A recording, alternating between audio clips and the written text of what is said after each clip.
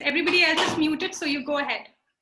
Perfect. Welcome everybody. My name is Abbas Heather. Greetings for the day, and I am immensely pleased to be your host and moderator for today's webinar, which is Binding Bharat's Indo Mauritius Bilateral Setu. As the name Indo Mauritius Bilateral Setu suggests, this webinar and this dialogue will serve as a bridge between the two amazing countries that share a cordial diplomatic relationship since 1948. We have a great, reputed, and knowledgeable lineup ahead where we all will be discussing the security of the Indian Ocean region. But before we move forward with the rest of the program, we have the national anthem of both the countries. First up is national anthem of Mauritius, which will be followed by the Indian national anthem.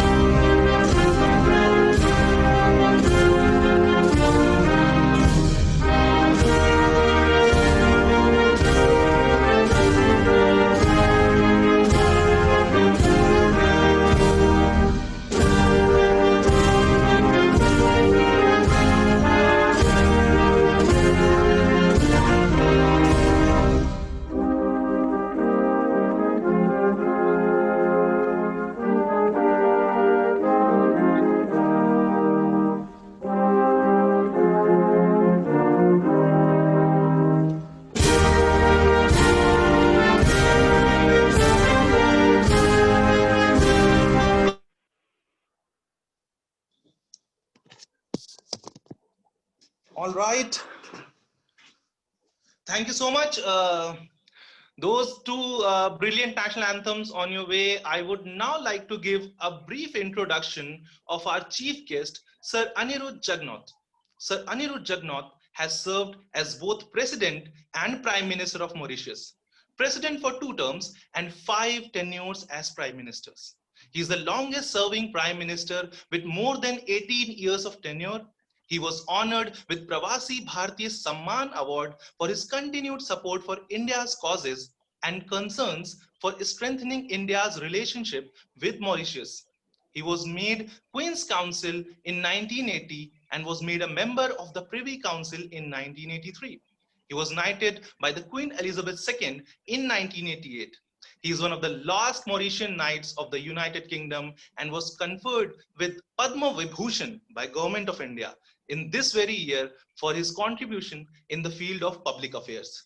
We take great honor in welcoming you, sir. I would also like to welcome Shri Harish Dwivedi ji, National Secretary of Bharatiya Janata Party and Member of Parliament. We welcome you as well, sir. I would also like to name our esteemed panelists for this session. Dr. Nomvyu Nokwe, she is Secretary General IORA. Mr. Raj Mohabir, Officer in Charge Indian Ocean Commission. Captain Sarabjit Parmar, who is Executive Director in National Maritime Foundation. Mr. Deepak Shetty, who is a retired IRS and Director General of Shipping. Ms. Valerie Appia, Senior Lecturer in the Department of Law, University of Mauritius. Mr. Akhilesh Gunpat from Mauritius, who is a Director at Valence. Last, but definitely not the least in our panel, is Ms. Kanipriya Jaju. She is founder and chairperson at Binding Bharat. She is charismatic, young social entrepreneur, and international relations and diplomacy expert. Her aim is to transcend borders and identities, establishing intellectual discourses for the attainment of a better tomorrow. And I would now like to invite her for a welcome speech. Please, Kanupriya ji.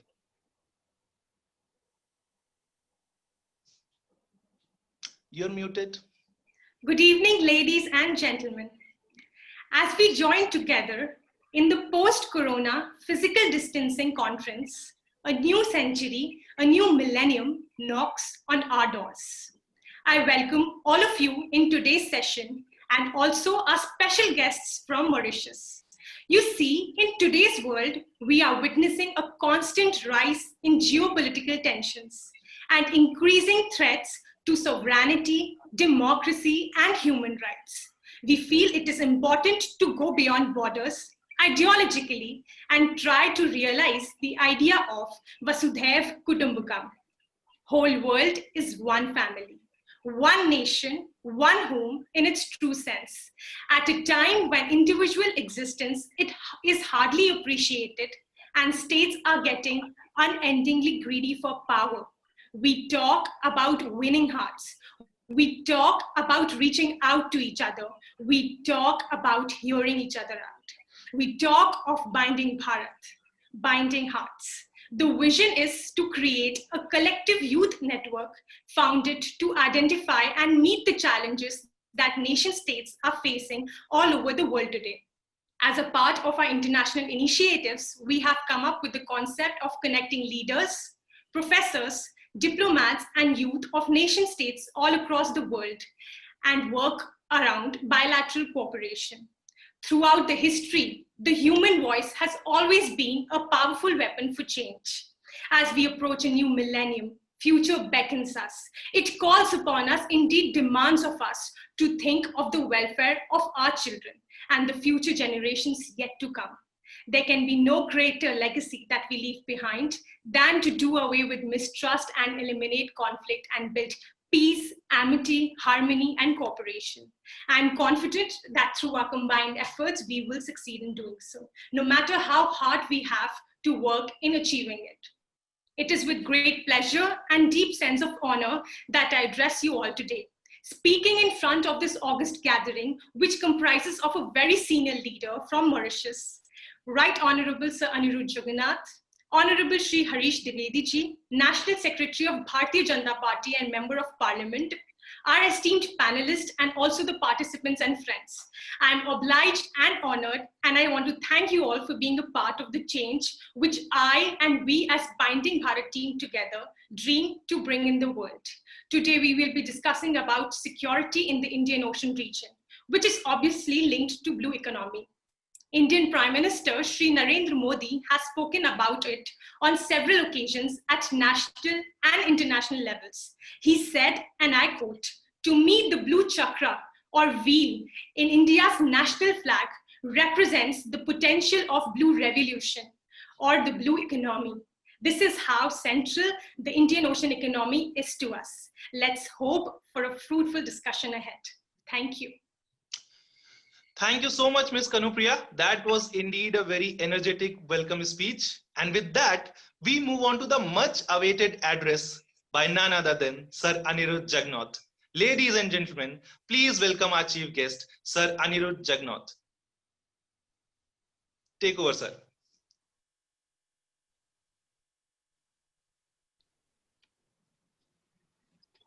For inviting me to speak on the relationship between India and Mauritius. I must say that the relationship between our two countries have always been very strong, very friendly, and very good. You know, in Mauritius, after abolition of slavery, lots of Indians were brought in here to work in the cane fields. That was another type of slavery. People who were living in very poor conditions, they had, in fact, no human rights that were practiced by them. But when they came here, they came with their religion, their tradition, and their culture, which they have kept alive up to today. India had not forgotten them, and in Mauritius, in those days, the Indo Mauritians were believing that their descendants, their children, would have to work in cane fields. And therefore, there was no necessity for education. Gandhiji came to Mauritius.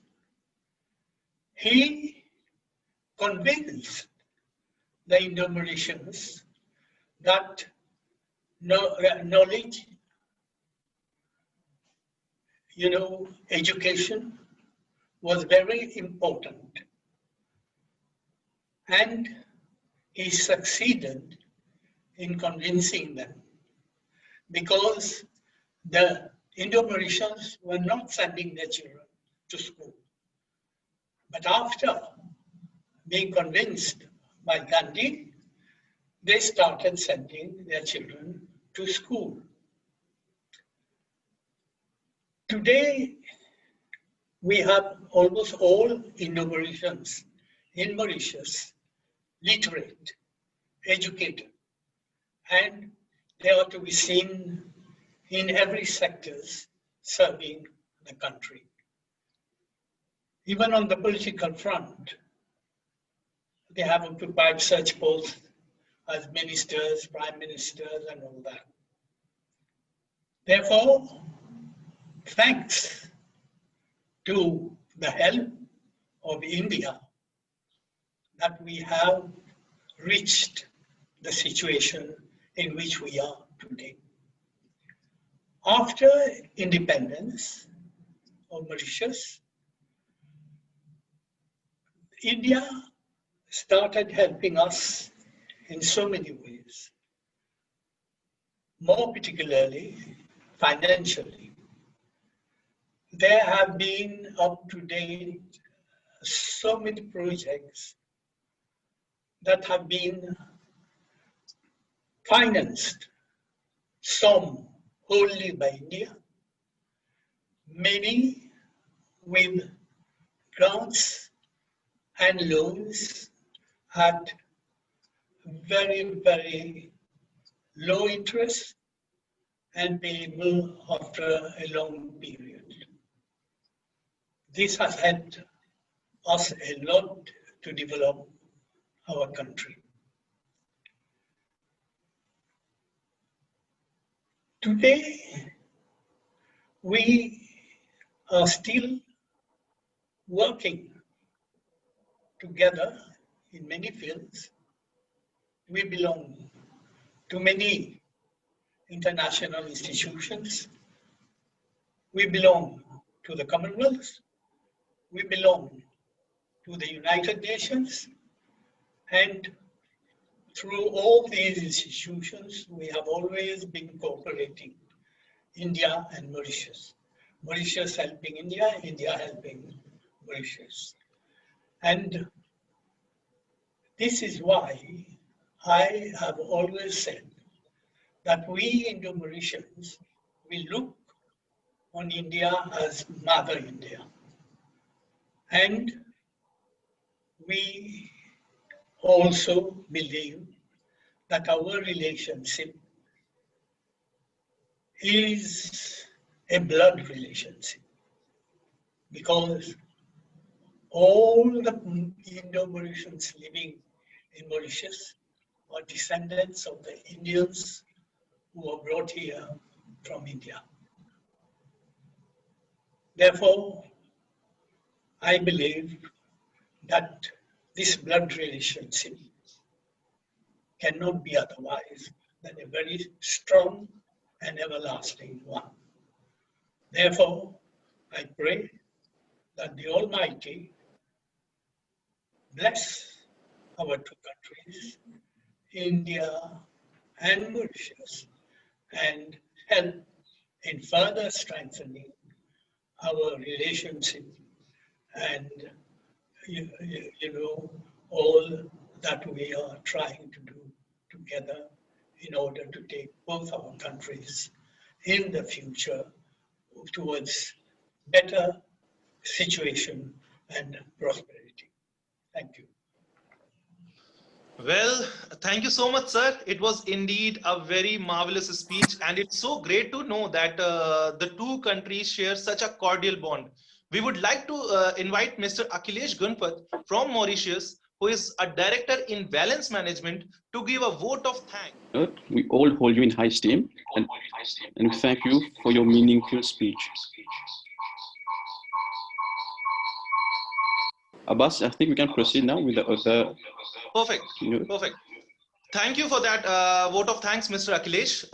Ladies and gentlemen, India is a vibrant democracy, and I'm extremely pleased to announce Honorable Member of Parliament, Mr. Harish Dwivedi ji, in our webinar. He is currently the National Secretary of Bharatiya Janata Party. बहुत बहुत धन्यवाद। आज इस कार्यक्रम में आप सबने मुझे आमंत्रित किया, मैं आप सबका आभारी हूं। इस कार्यक्रम के मुख्य अतिथि मॉरिशस के पूर्व राष्ट्रपति, पूर्व प्रधानमंत्री आदरणीय अनिरुद्ध जगन्नाथ जी, हमारे पैनलिस्ट, कार्यक्रम में उपस्थित सभी छात्र छात्राओं का मैं स्वागत करता हूं। बाइंडिंग भारत की फाउंडर कनप्रिया जाजू जी को मैं धन्यवाद देता हूं कि आपने मुझे आमंत्रित किया।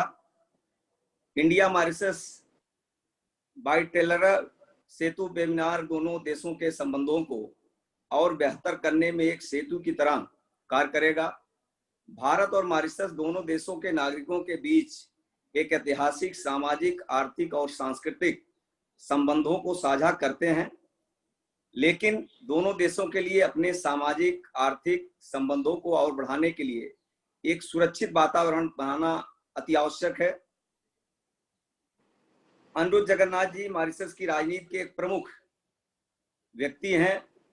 भारत और मॉरिशस के साथ के संबंधों को मजबूत करने के लिए उनके अटूट समर्थन के लिए उन्हें प्रवासी भारतीय श्रम सम्मान से सम्मानित किया गया। 2020 में उन्हें भारत पद्म विभूषण से सम्मानित किया गया।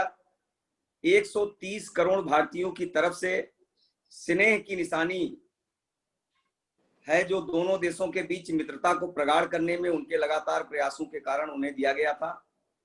मुझे ठीक से याद है, देश के पूर्व प्रधानमंत्री भारत रत्न स्वर्गीय अटल बिहारी वाजपेयी जी से मॉरिशस से बड़े अच्छे संबंध रहे हैं। लगातार मॉरिशस के विकास के लिए, मॉरिशस के उत्थान के लिए और मॉरिशस से मैत्री संबंध अच्छा बना रहे, यह प्रयास माननीय अटल बिहारी वाजपेयी ने भी लगातार किया।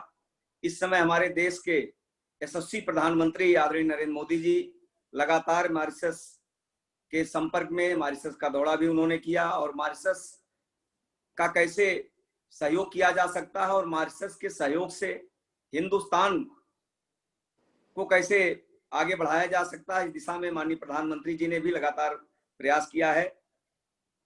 यह एक बहुआयामी संबंध है जो एक साझे अतीत से जुड़ा हुआ है, लेकिन जिसका जीते जागते वर्तमान में धड़कना जारी है और जो एक शानदार भविष्य की ओर इशारा करता है।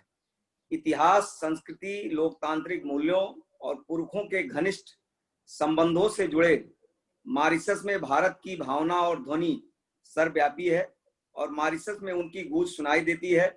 अप्रवासी घाट से जहां 180 वर्ष से अधिक समय पहले भारत के गिरमिटिया मजदूरों का पहला बैच गन्ना बागानों में काम करने के लिए आए थे, लेकर पोर्ट लुई के चमचमाते साइबर टावर तक मॉरिशस का एक आधुनिक आत्मविश्वास से भरपूर और पुनरुत्थानशील के रूप में सफर और रूपांतरण मूल रूप में भारतीयों और भारत की कहानी के साथ जुड़ा हुआ है। अपने महत्वपूर्ण लोकेशन के साथ मॉरिशस हिंद महासागर को शांति और सुरक्षा के जोन में देखने की भारत की संकल्पना का मुख्य आधार है।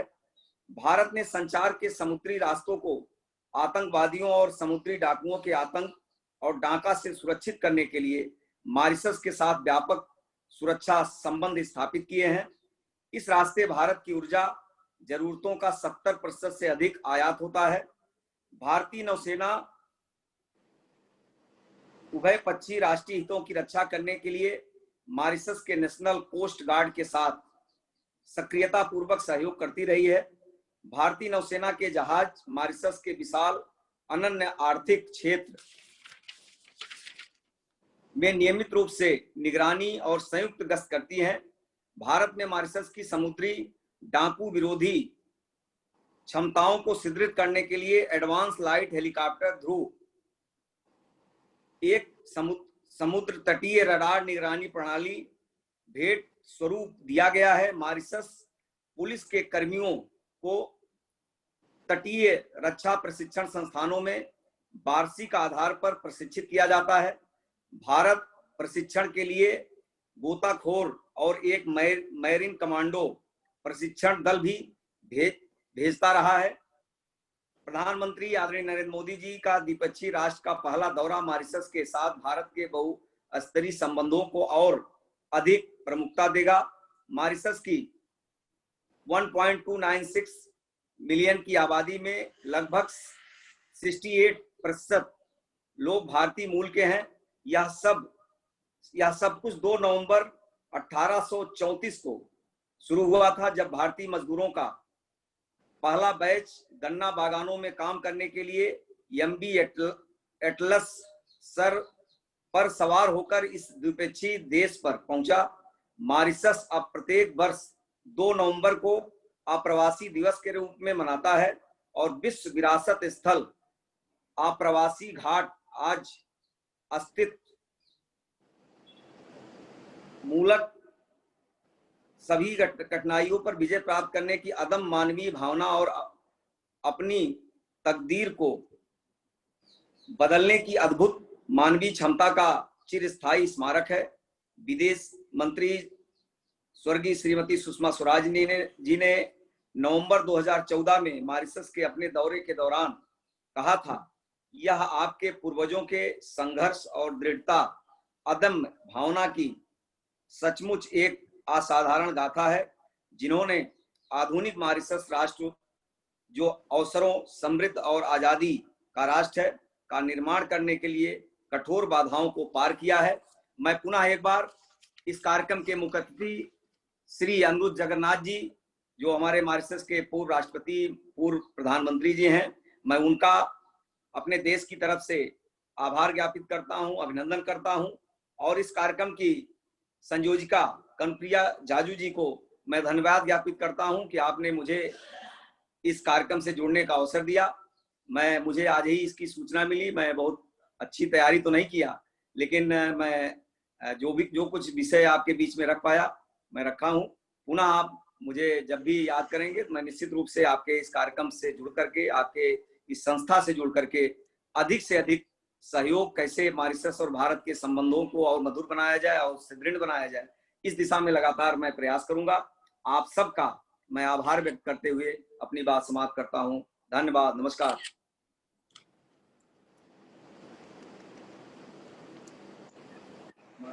Okay. Thank you so much, Honorable MP Harish ji. We are as delighted to be joining us as you are. And I would like to invite Ms. Nivedita Jha, an intellectual property attorney, to translate Honorable MP Dwivedi ji's speech.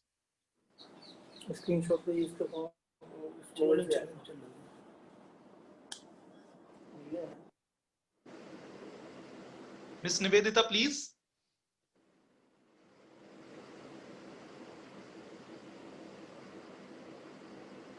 Thank you, Abbas. I welcome Honorable Sir Anirudh Jagannath, former President and Prime Minister of Mauritius, and the other distinguished guests, panelists, and students at this webinar. I thank founder and chairperson of Binding Bharat for inviting me to this webinar. Citizens of Mauritius and India have shared historical, social, economic, and cultural ties in the past. But to augment their social economic ties, a safe and secure environment is an essential precondition. Indo Mauritius relationship is a multifaceted relationship that has historical roots. Our former prime ministers like Atal Bihari Vajpayee to present Prime Minister Shri Narendra Modi have always valued these links. it is still throbbing in the present scenario and moving in the right direction. Indian traditions, culture, history that were taken to Mauritius by our forefathers still find their echo in the Mauritius mainland today. From the immigration guards, where the first batch of laborers arrived in more than 180 years ago for sugarcane plantations, to the sparkling cyber tower in Port Louis.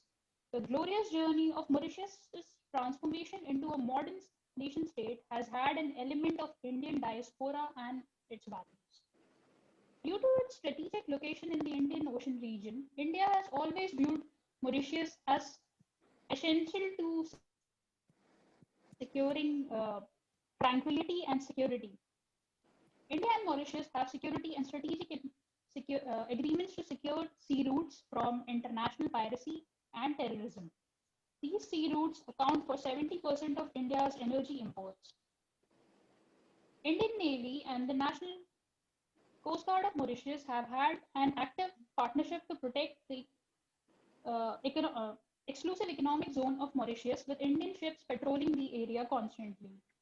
Apart from training the Mauritius police forces, India has offered advanced light helicopter group of offshore patrol boats, marine radars, and the like to Mauritius to keep off any threats of its territorial sovereignty and integrity. Mauritius has 68% of the people tracing their origins back to India.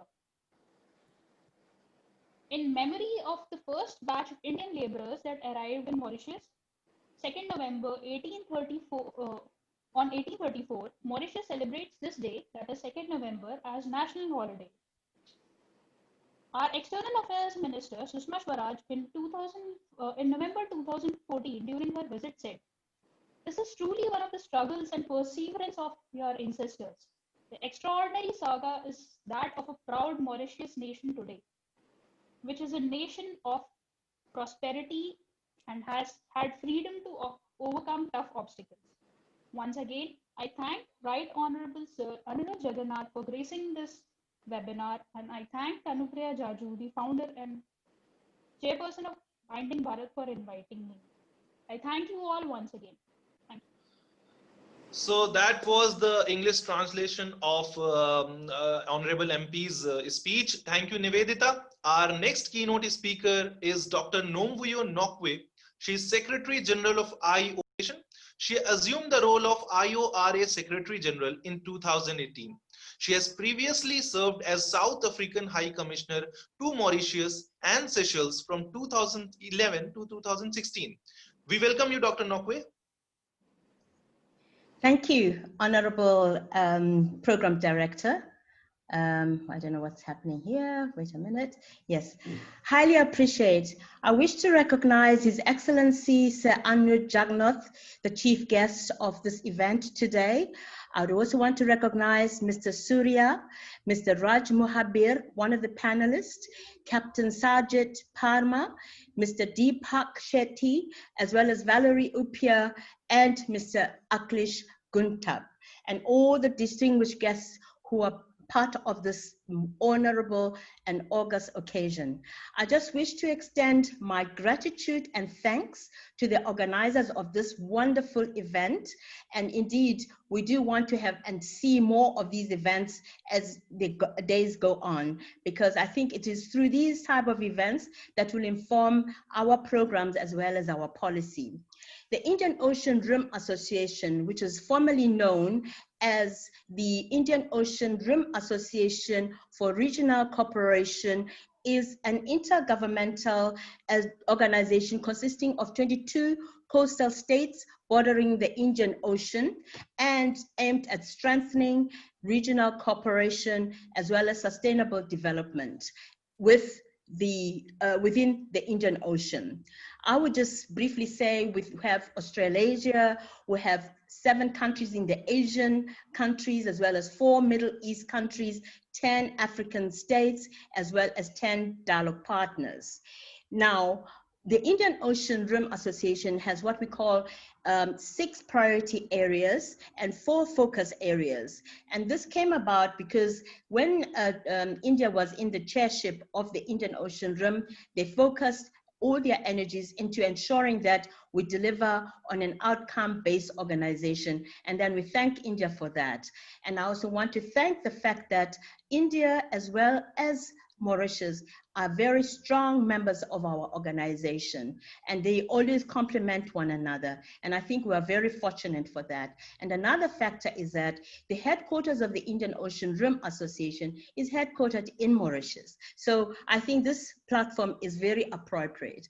And then we have what we call the priority areas within the Indian Ocean Rim Association. And the first one is the maritime safety and security. Then we have trade and investment facilitation, as well as fisheries management, then disaster risk management, and then we have what we call tourism, as well as cultural exchanges, and also academic science and technology. And when Australia became the chair, they brought in 2 new focus areas, which is the women economic empowerment, as well as the blue economy.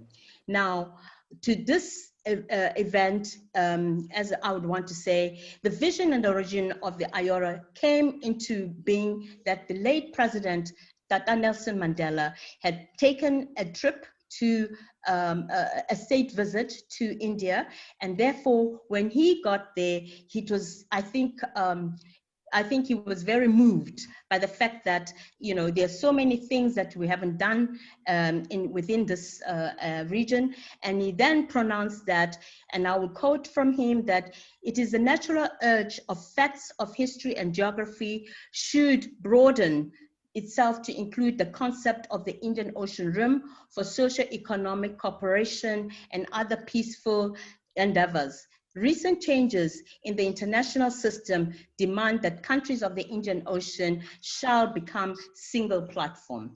So we have to thank this poignant statement made by our late President, Tata Nelson Mandela, and therefore that when this organization started, we first had 7 countries. That of course included Mauritius and India, but later now we have what we have in the Indian Ocean Rim Association, 22 member states and 10 dialogue partners. These are diverse culturally, as well as even in socio-economic development. So we have what we call the developed, the developing, and the least developed countries. But we always say, in terms of our principles, is that no one should be left behind. All these countries have equal share in terms of voting and in terms of expressing their whatever their needs are. So I would want to say now and share that the Indian Ocean region faces many traditional as well as non-traditional safety and security challenges, including piracy, armed robberies at sea, terrorism, human trafficking, irregular movement of persons, drugs trafficking, trafficking of weapons, crimes in the fisheries sector. This means your IUU, degradation of the ocean health, unlawful exploitation of marine resources, and climate change with its related repercussions on environment and security. And now when you look at the Indian Ocean Rim, we have what we call over 68 million square kilometers served. Therefore, we serve as a first line defense to build upon existing national, regional, as well as international measures, thereby enhancing coordination and supporting harmonized international maritime safety and security collaboration. This vision underpinned this establishment of IORA, and IORA is becoming an Indian Ocean most relevant and promising maritime safety security forum. Recognizing that safe and secure Indian Ocean is paramount for socio-economic development, IORA assigned in 2011 as its top priority and focus area. In the importance of the Indian Ocean as a major transit area for international trade is evident. In fact, I will just state that half of the world's container ships, 1/3 of the world's bulk cargo traffic, and 2/3 of the world's oil shipments cross its waters annually. To date, IORA have convened 13 meetings and workshops from 2013 to 2019 on maritime safety and security. In 2017, the IORA's 20th anniversary saw heads and leaders of state adopt the IORA Declaration on Preventing and Countering Terrorism and Violent Extremism, which recognized that terrorism in all forms and its manifestation constitutes a serious threat to the regional and international peace and security, undermining economic development and social cohesion. It is thus reaffirmed that the role of governments, international and regional institutions such like yourself and civil society in countering terrorism and violent extremism. Within IORA, currently the Democratic Socialist Republic of Sri Lanka is the lead coordinator for maritime safety and security, which is established they have established regional work plans since August 2019 during the first IORA meeting of the working group on maritime safety and security. So therefore, we look forward to the second IORA meeting of the working group on maritime safety and security to strengthen our regional defense line against detrimental impacts. The maritime safety and security being one of the fastest growing areas of concern is a major importance to the IORA. Within the deliberations held on MSS to date, it has been clear that safety and security is a focus area for most of IORA member states. The association aims in building upon existing national and regional multilateral measures to support a more effective utilization of resources for enhanced cross-border cooperation and sharing of knowledge and experiences, best practices to secure the Indian Ocean and ocean strengthening maritime. And therefore, I would hope to hear from the speakers here today that we need to collaborate and also collate data, because what is lacking within the Indian Ocean region is data in order to inform policy and programs. So I'm hoping that that will come out of this establishment. Our ocean safety and security remain one of the most important resources for us and to protect our environmental generation. As in Tata late President Nelson Mandela said, after climbing a great hill, one finds that there are many more hills to climb. I am positive that through our continuous cooperation with our diverse member states and dialogue partners, the maritime safety and security climbs, I should say tides, will be strategically managed for peaceful, stable, and prosperous region. I thank you for your cooperation as well as for listening to me. Thank you. Thank you so much for inviting me. Thank you so much, Dr. Nokwe. That was indeed an enlightening speech. And on that note, wishing you all the best for your second scheduled IORA meeting. Next up, we have Captain Sarabjit Parmar, and had written and spoken extensively on maritime security. He's presently the Executive Director of the National Maritime Foundation. We welcome you, sir. Thank you so much. Can you hear me? Yeah, we can. Please go ahead. Can you see my presentation? Yes, it is. All right.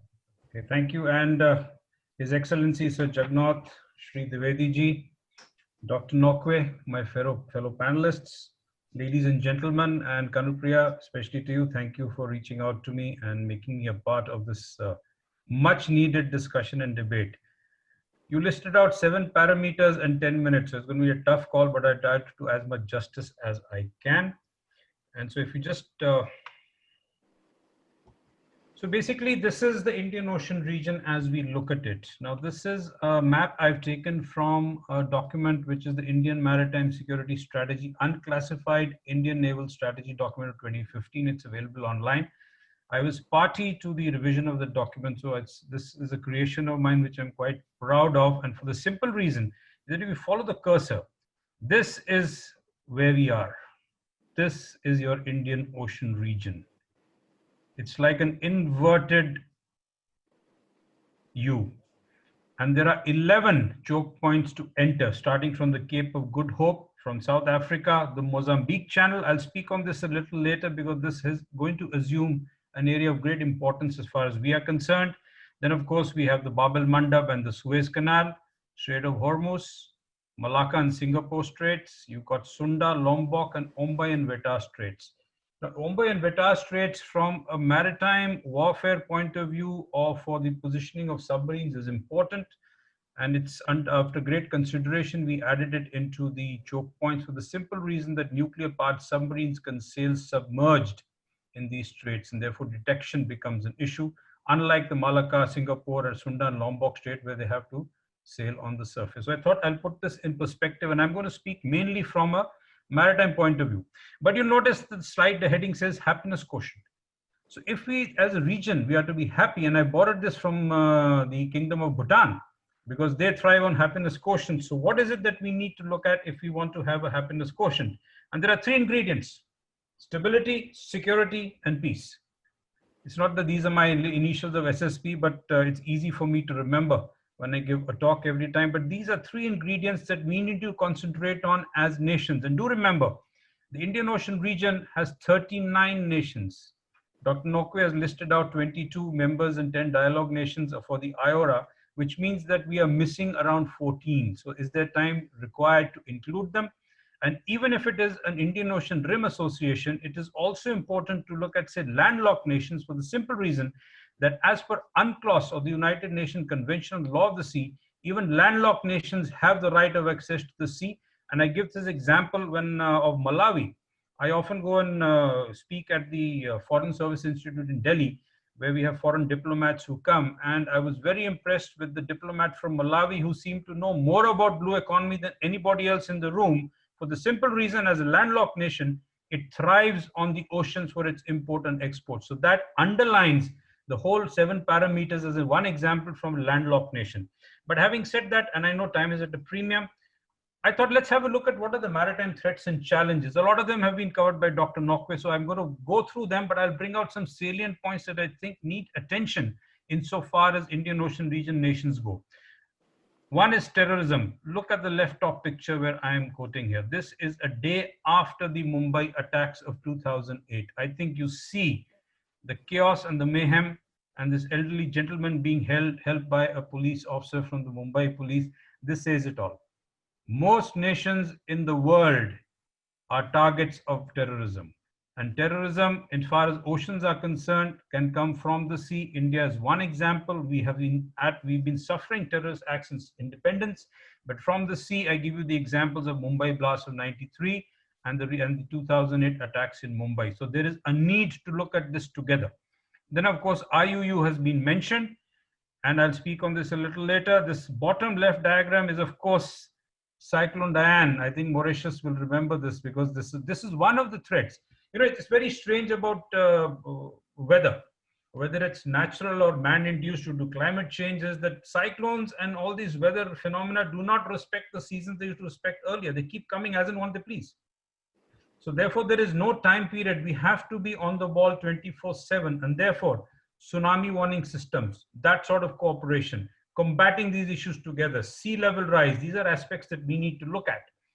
The right bottom picture here is what we call non-combatant evacuation operations. And this is a snapshot of 2015 when we took out our civilians from Yemen due to instability. And I think the picture says it all, the small baby being transferred. Every nation reserves a right to protect its citizens. The question is, it has been peaceful so far insofar as India has been concerned because of the good relations we have with various nations. But tomorrow, if we have to go with boots on ground and get our people out while firing guns, can you do it alone? India has not only taken out its own citizens, it's also taken out citizens of other nations who have requested for help. So therefore, we need to combat this, and instability is a big issue, and I'm going to cover this here. So when we look at the three ingredients I told you, the threats and challenges are essentially two. One is a traditional threat of state on state. Look at the North Arabian Sea, which is a hotspot, which I'm going to indicate a little later on. And Kanupriya, please let me know when I have 2 minutes left, please. And so you look at instability in the region. North Arabian Sea, India, Pakistan, since 1947 it's been on. You have Yemen today, you have problem between Saudi Arabia and Iran, or that's the Persian Gulf. But you see how the impact of that instability flows out into the Indian Ocean region. Then, of course, you had Somalia, the Horn of Africa, led to piracy, which was put the whole area into turmoil, and a little more on that a little later. You look at the South China Sea issue. Will China export the mannerism of its aggressiveness into the Indian Ocean region? That is yet to be seen. When you look at non-traditional threats, they are essentially on the seas and emanating from land. History is testament that all impact of effect or events on the sea have actually have a birth on land. Maritime terrorism crime has been covered. Now, maritime crime or international crime is an issue, is because it does not respect national borders. Is there an international understanding on or a definition of terrorism, first of all? If you don't have that, then how are you going to combat it? You look at maritime crime. How many nations are agreeing to cooperate on maritime crime, whether it is money laundering, whether it is gun smuggling, or even people smuggling? We need to get our act together, and especially in the Indian Ocean region. Look at piracy. You have the issue of privately contracted armed security personnel. We've had the case of Enrique Alexi in India itself that exploded into an international fiasco. The question of floating armories. Can you imagine how a nation would feel if you have a floating armory outside your territorial seas, which is going to provide protection to the ships that sail in the piracy affected areas? Who gives the degree of safety, or who certifies that the people on board are not terrorists? It's a very uncomfortable feeling. And a lot of national laws of various nations do not cater for this. Ocean pollution is another issue. And I give you two examples that happened in the past. One is in Mauritius, the Japanese tanker that ran aground. The barge itself that was taking out oil from the tanker, that also ran aground. Then we had off the eastern coast of Sri Lanka, where a ship caught fire and the fuel which was hit and the oil was headed towards India. But both these examples, I would like to give as an example of regional cooperation, how nations got together, how it was combated. This is an issue that needs to be looked at. And especially for island nations who thrive on tourism, like Mauritius is an example, Maldives is another, Sri Lanka is another, who thrive on the ocean for fishing, for sustenance, for tourism. It's very important for them. Then, of course, is illegal, unreported, unregulated fishing, or IUU fishing. In the Southwest Indian Ocean region, 25% of the ship or fishing is subject to IUU. The quantity on the black market is immense. Although UNCLOS, United Nations Convention Law of the Seas, gives certain guidelines on this, but are nations willing to respect the rights and responsibilities that come along with exploiting resources in the EZ of other nations? We have examples of fishing fleets from various other nations fishing blindly in the EZ of other nations. Addressing nature's fury, as I call it, or humanitarian assistance and disaster relief. I just mentioned this earlier, that they keep on coming as and when they wish. Our eastern coast of India is continuously battered by cyclones, but we have learned a lesson from 2004 that our infrastructure has increased, our alerts have increased. In fact, the last cyclone that hit south of India and Chennai especially, how many lives were lost? 0. Infrastructure will take a battering, but there is infrastructure sharing of ideas, of designs, how to get these early warnings through. These are areas in which we can cooperate. Then, of course, I've spoken about non-combatant evacuation operations. The question is, of now all these issues that come about, the question arises that which nation has the capacity or capability to be the lead nation in addressing these issues and take everybody along with them. This is where nations have to say that, all right, this is my part, this is my strength, this is my core area, let's get together and do it. IORA is already, there are a lot of focus areas in it, and I'll also cover another organization called Indian Ocean Naval Symposium subsequently. And to my mind, both IORA and IONS need to work together. Then, of course, pandemics. We're suffering it. India has helped take its people out, whether it is by air or by sea, and it's also helped landed medical teams in all the island nations, and therefore stands by its commitment of neighborhood first. So what we see on top here is, Dr. Nokwe, this is from your IRA website. I just borrowed it, so I hope you don't mind. And of course, there are 22 nations and 10 dialogue partners. And here, what you see below here, these flags, is the Indian Ocean Naval Symposium that was started by India in 2008, and it consists of maritime forces of the countries of the Indian Ocean region. But there is an issue here. To give you one example, Pakistan is not a member of SAARC in a way, but the Pakistan Navy is a member of IONS. All right. You have United Kingdom as a member, even France as a member of IONS, but they are dialogue partners in IORA. France traditionally says, I am an Indo-Pacific nation, so therefore, by definition, it got admission to IONS. If I understand correctly, there's a debate to consider it to become a member, and I think the Secretary General can correct me in case I'm wrong. So what I'm saying is that the first time the word maritime security was used in an IORA meeting was 2011 in Bangalore, if I'm correct, and it was mooted by the Australian Foreign Minister. Thereafter, we've seen a repetition of the same word coming about safety and security. Let me clarify one issue. Safety is different, security is different. Safety is navigation, safety of ships, to ensure that the movement of ships from one place to another is there. It includes a lot of stuff. Training of your merchant ships, you know, the state of, what is the state of maintenance of those ships. So you avoid instances like what happened with of Mauritius out here. Security is respect for the national laws of another nation, ensure that your own national laws are protected, and above all, to ensure that international convention laws are adhered to and respected. So if IORA is addressing maritime security, and I would like to look at this, that then you really need to look at three levels. How do you integrate all this? How do you secure the IOR? So let's say, for example, at the conceptual level, let's take what our Honorable Prime Minister said, that too in Mauritius, the first time he uttered the word Sagar, security and growth for all in the region. If that is a conceptual level, and then India says neighborhood first, it also says Act East policy, it also says Indian Pacific Oceans Initiative, all this clubbed together from a conceptual level need to be worked out in nuts and bolts. But then you need to have a political dialogue, and that is where IORA steps in. You have 22 members, 10 dialogue partners, but there are certain flagship events like the Indian Ocean Dialogue once a year. UAE is chair this year. I think they are looking at some sort of a webinar or a virtual meeting in December. Then you have the Indian Ocean Region Academic Group, which was mentioned by Dr. Nokwe. India is the chair for IORAG. All issues, any issue which you touch as a traditional or a non-traditional threat is discussed under the Indian Ocean Dialogue. This is the platform where we need to engage a political level. But who's going to ensure, and I'm looking at only maritime security here, who's going to get the hands dirty? The devil is in the details. And this is where maritime forces will come in, and this is where Indian Ocean Naval Symposium comes in. Indian Ocean Naval Symposium has got 3 working groups. One is HADR, India heads it, and we have been very successful in HADR. The other issue is one of information sharing. And we have this International Fusion Center of the Indian Ocean region set up in Gurugram by the Indian Navy, where we have international observers from various nations coming in. That is linked up with the Fusion Center in Singapore. We have Cremario 2, which is a Europe-funded issue, which is again coming up. We just had a dialogue with Cremario 2. Cremario 2 set up information sharing nodes on the eastern coast of Africa. It's now looking to come towards the Indian Ocean Region Center and extend beyond into South Asia. So there you have EU also, which is entering the Indian Ocean. So we need to get all these people together. We need to dialogue. We need to speak and see that how are we going to cooperate and ensure that if I'm looking now at 5 hotspots to avoid them. First of all, I've already mentioned the North Arabian Sea out here, and I've explained the reason why: India, Pakistan, Saudi Arabia, Iran, Yemen instability, Horn of Africa. This whole region is boiling.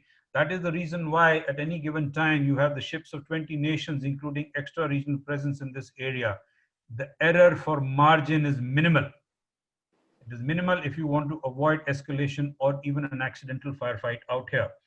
Then, of course, I said Mozambique Channel because the Rovuma gas fields. Tomorrow, when the gas fields become operative and Madagascar, as money starts rolling in, this area is going to be a hotspot. You see, India is already investing here. Russia is looking at this place as a recent entrant into Indian Ocean region, a nation we don't generally look at. So we have, apart from the US, China, UK, France, Germany also is now stepping in with the Indo-Pacific guidelines. You've got Russia coming in. So this area is going to become, and why is it important for us? Because if we take gas from here, our dependency on Qatar and through the Strait of Hormuz reduces. So we spread our eggs. We don't put them all in one basket. Central Indian Ocean region, for the simple reason that there are deep sea mining areas allocated to India, China on the Southwestern Ocean Bridge here, South Korea, and I think Germany. Tomorrow, when technology becomes to a point where you can simply take out these non-living resources from the seabed, this area may become a hotspot out here. Of course, Malacca Singapore Strait has always been there, mainly due to piracy, one, and also what China calls its Malacca dilemma. And then, of course, we have this region here for the simple reason that these yellow lines which you see, I didn't mention it to you earlier, are the lines which merchant ships generally follow. For a merchant ship, time is money. It looks for the shortest distance to go through. So all these from the Indian Ocean region, and it enters into the Western Pacific region. It exits out here, comes out of the Cape for the big ships that who cannot navigate the Suez Canal, and therefore this is how it goes. So if you are to look at secure the Indian Ocean region, there is a need, again, 3 ingredients. We need to look at promotion of stability. We need to look at insurance of security. We need to look at enhancing the peace quotient. And then we get back to the happiness quotient, which I mentioned. And therefore, the bottom line here is, and I throw it open for discussion, is that we need to look at an IORA and ION synergy. The devil is in the details. As I said, there is no mission impossible if you decide to work together. And with that, I pause. Thank you.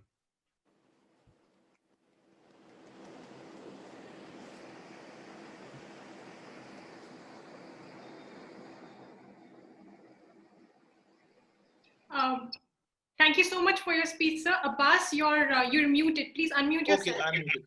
Perfect. I was saying thank you so much for the brilliant presentation, sir. A discussion on this topic would have been surely incomplete without you, Captain. Thank you for joining us.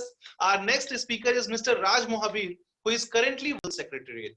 Since 2000, he currently holds the post of Officer in Charge of Economic Affairs with a portfolio of economic cooperation, trade, regional integration, infrastructure, and maritime security. Welcome, sir.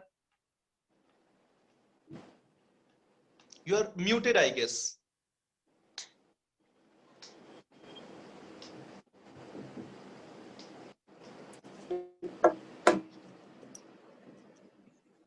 Okay, thank you very much. I am indeed very pleased to participate in this webinar, Securing Indian Ocean Region.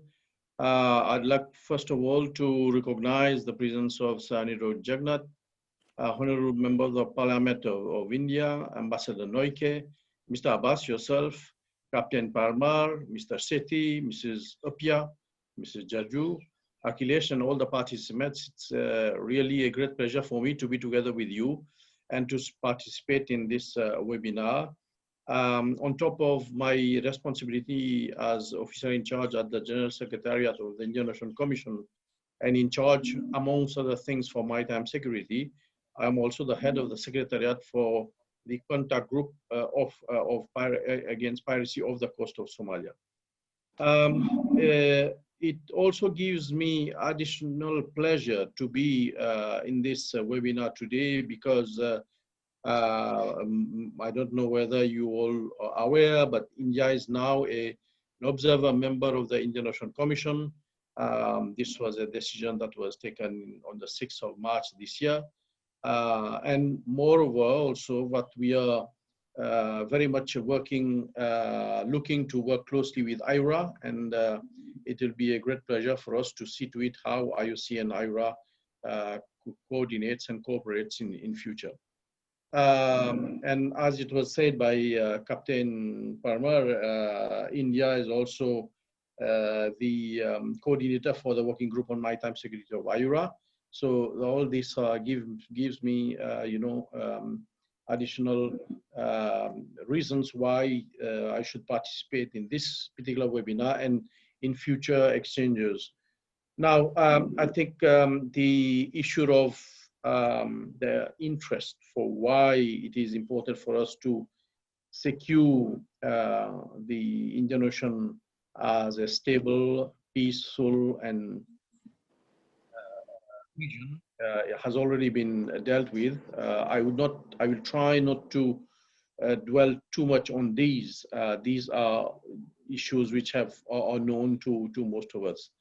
But just a few figures, for example, that there are 28 countries bordering the Indian Ocean, which accounts for 35% of the world population and 20% of global GDP. We also talking about, one of the busiest marine highway of the whole world, which is this region, the Indian Ocean.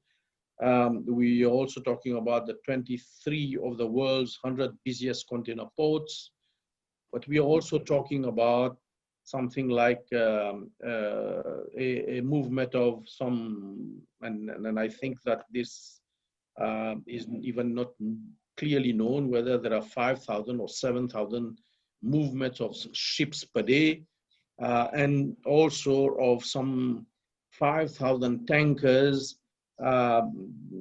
bringing something like 600 million tons of oil per year. So we are talking about a region which is not just a region full of economic opportunities and economic activities, but also of geopolitically very active and very important for the world community, not just for the countries in this region. One of the reasons why the countries of the Indian Ocean Commission are very much interested in maritime security is because the new, I would say, the new mantra, which has been put on the table since the last 3 years of the blue economy, which is, being tabled as the new frontier for sustainable development. And hence, how can the countries pursue blue economy development in the region without ensuring that the region is stable, that the region is secure, that the region is safe? But also because of the many major challenges that the countries suffer.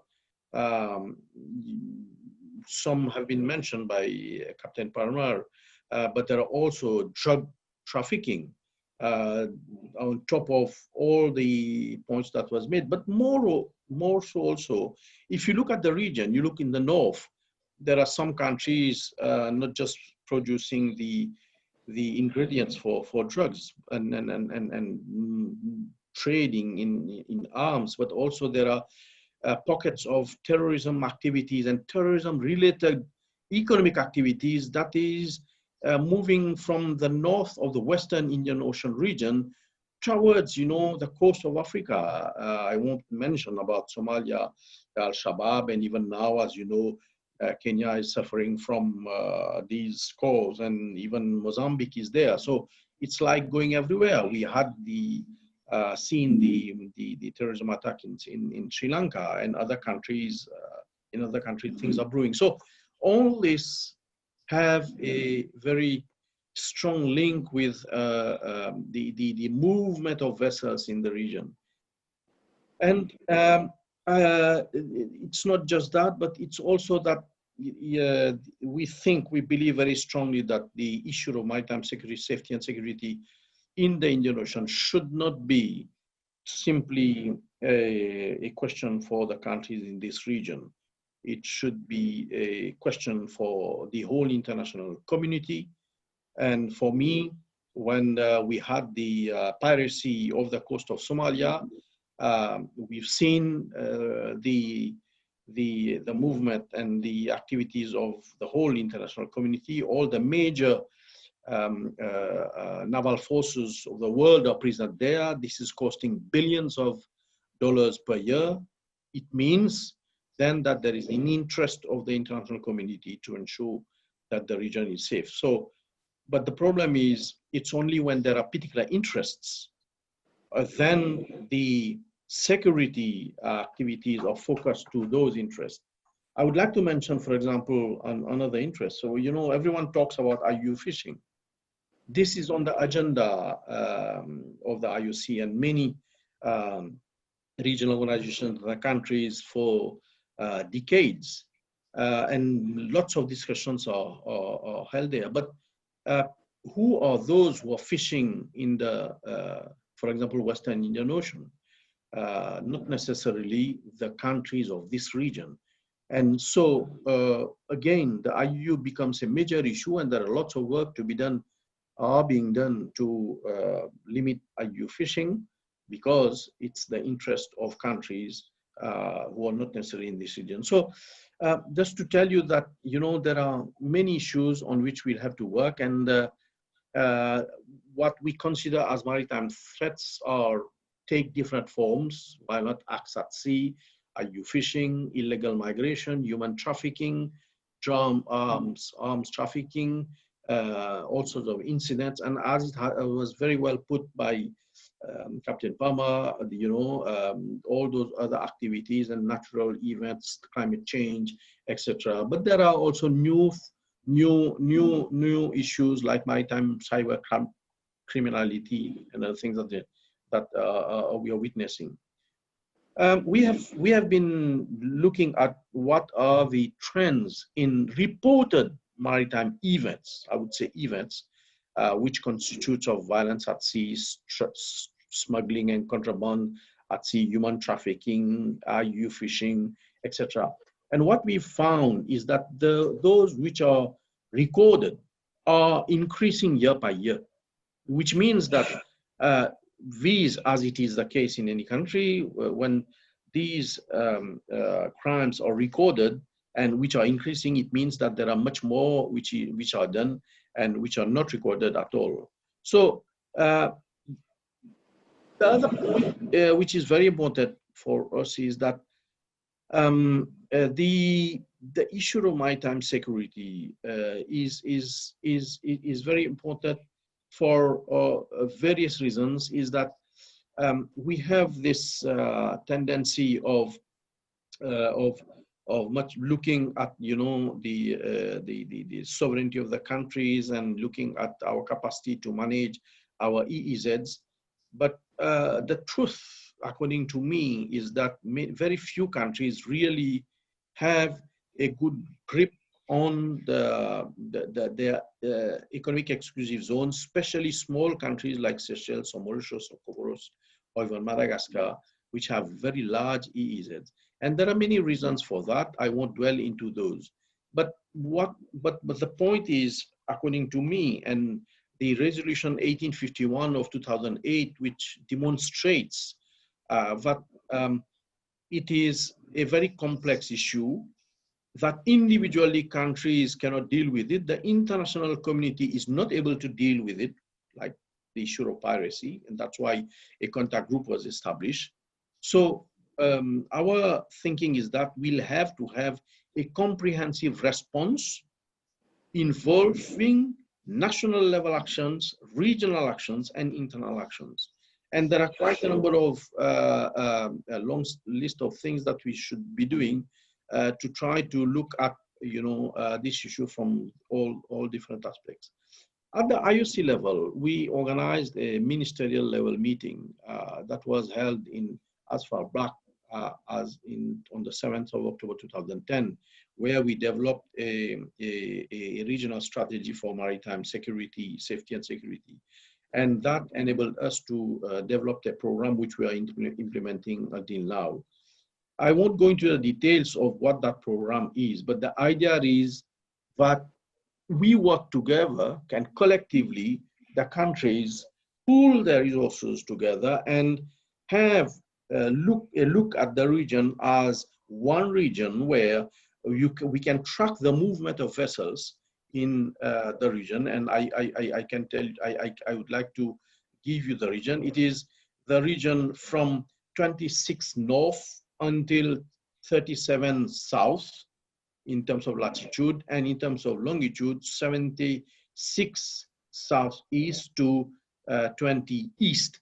So this region has been earmarked by us to be the region for movement of vessels. And what we've done is that we are trying to develop a system where we can track the movement of vessels and then identify movement of abnormal movement of vessels, and then do some inspections. And this is where we came with two regional agreements. One would be on agreeing to share information. And as Captain Palmer has said, there are many information fusion centers, and it would be very important for national maritime information fusion centers and regional maritime information fusion centers to be working together. And India has already submitted a request to send a liaison officer to be based at the regional maritime information fusion center, which is based in Madagascar, which will be considered hopefully positively in the years to come. So the idea would be to look at the whole region and work collectively together to see to it that we all try to develop what I am terming as the regional minimal maritime capability. It's a concept on which I've been working, but which would require, as I said, some actions at national level, some regional level, and some at international level. This would, and with this, I would like to conclude on saying that as India is now an observer to the IOC, and there is a very good, excellent relationship between Mauritius and India, there are lots of areas where we could be working together. And I think that some of the suggestions would be that there is clearly much of competence and technology in India that are not present in the region, that India can, through collaboration and provide to the region, either bilaterally or with the region through the IOC up to India to see to it.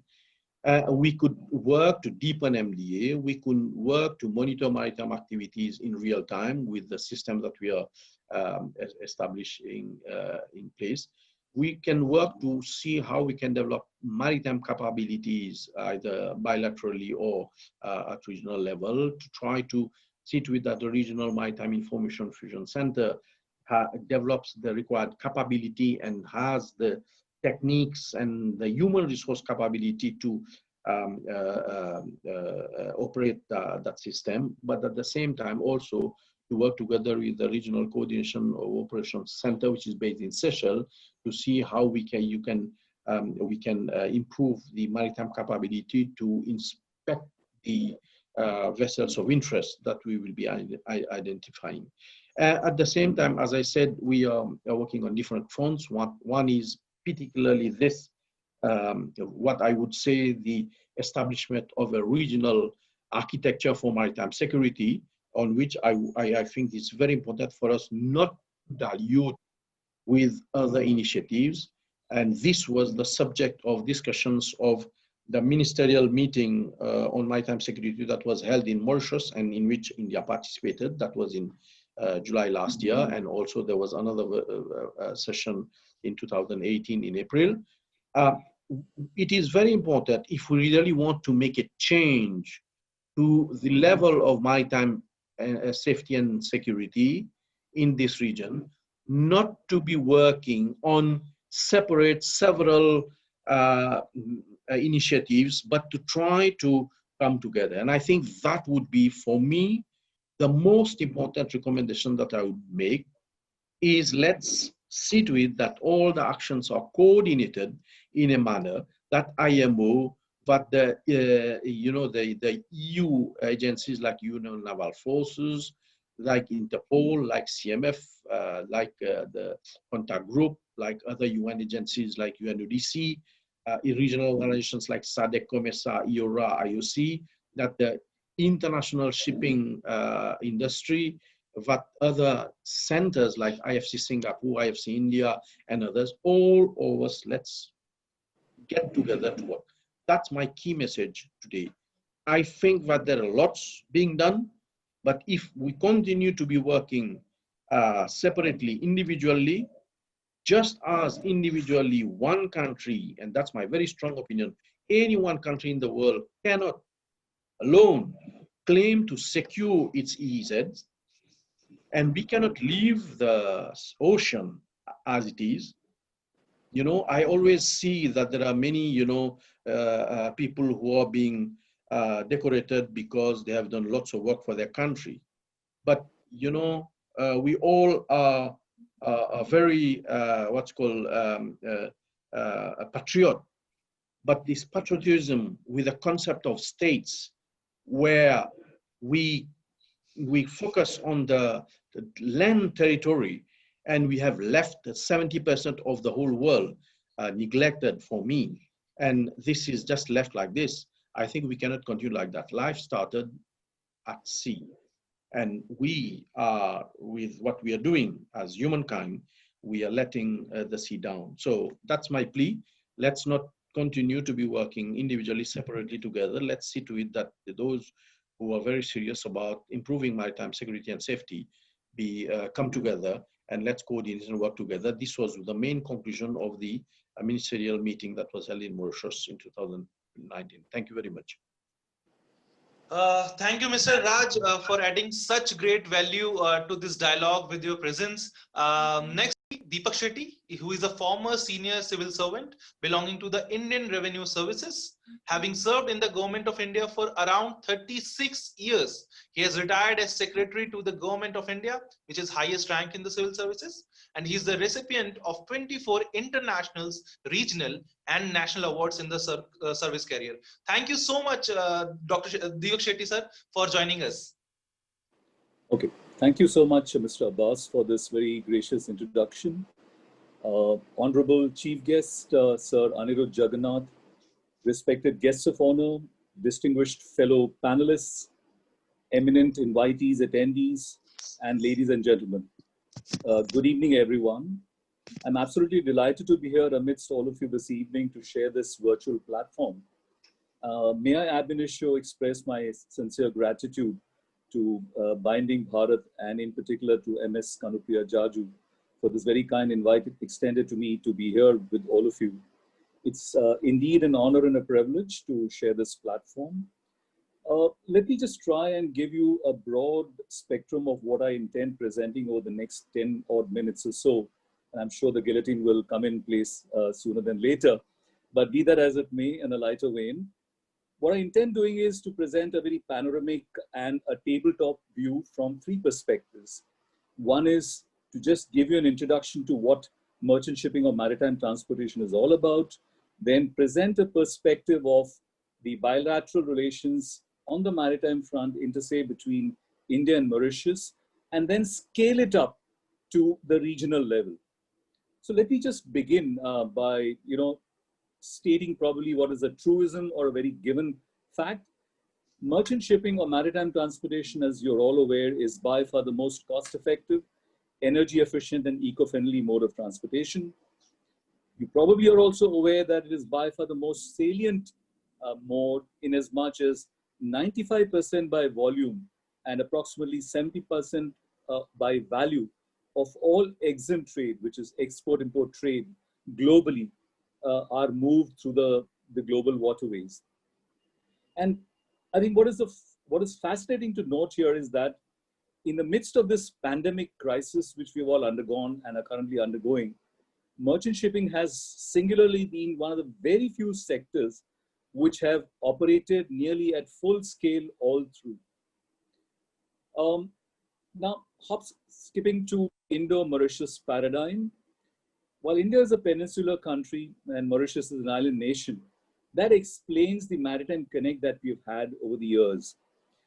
India and Mauritius have enjoyed very close and robust relations on a cultural and a trade front.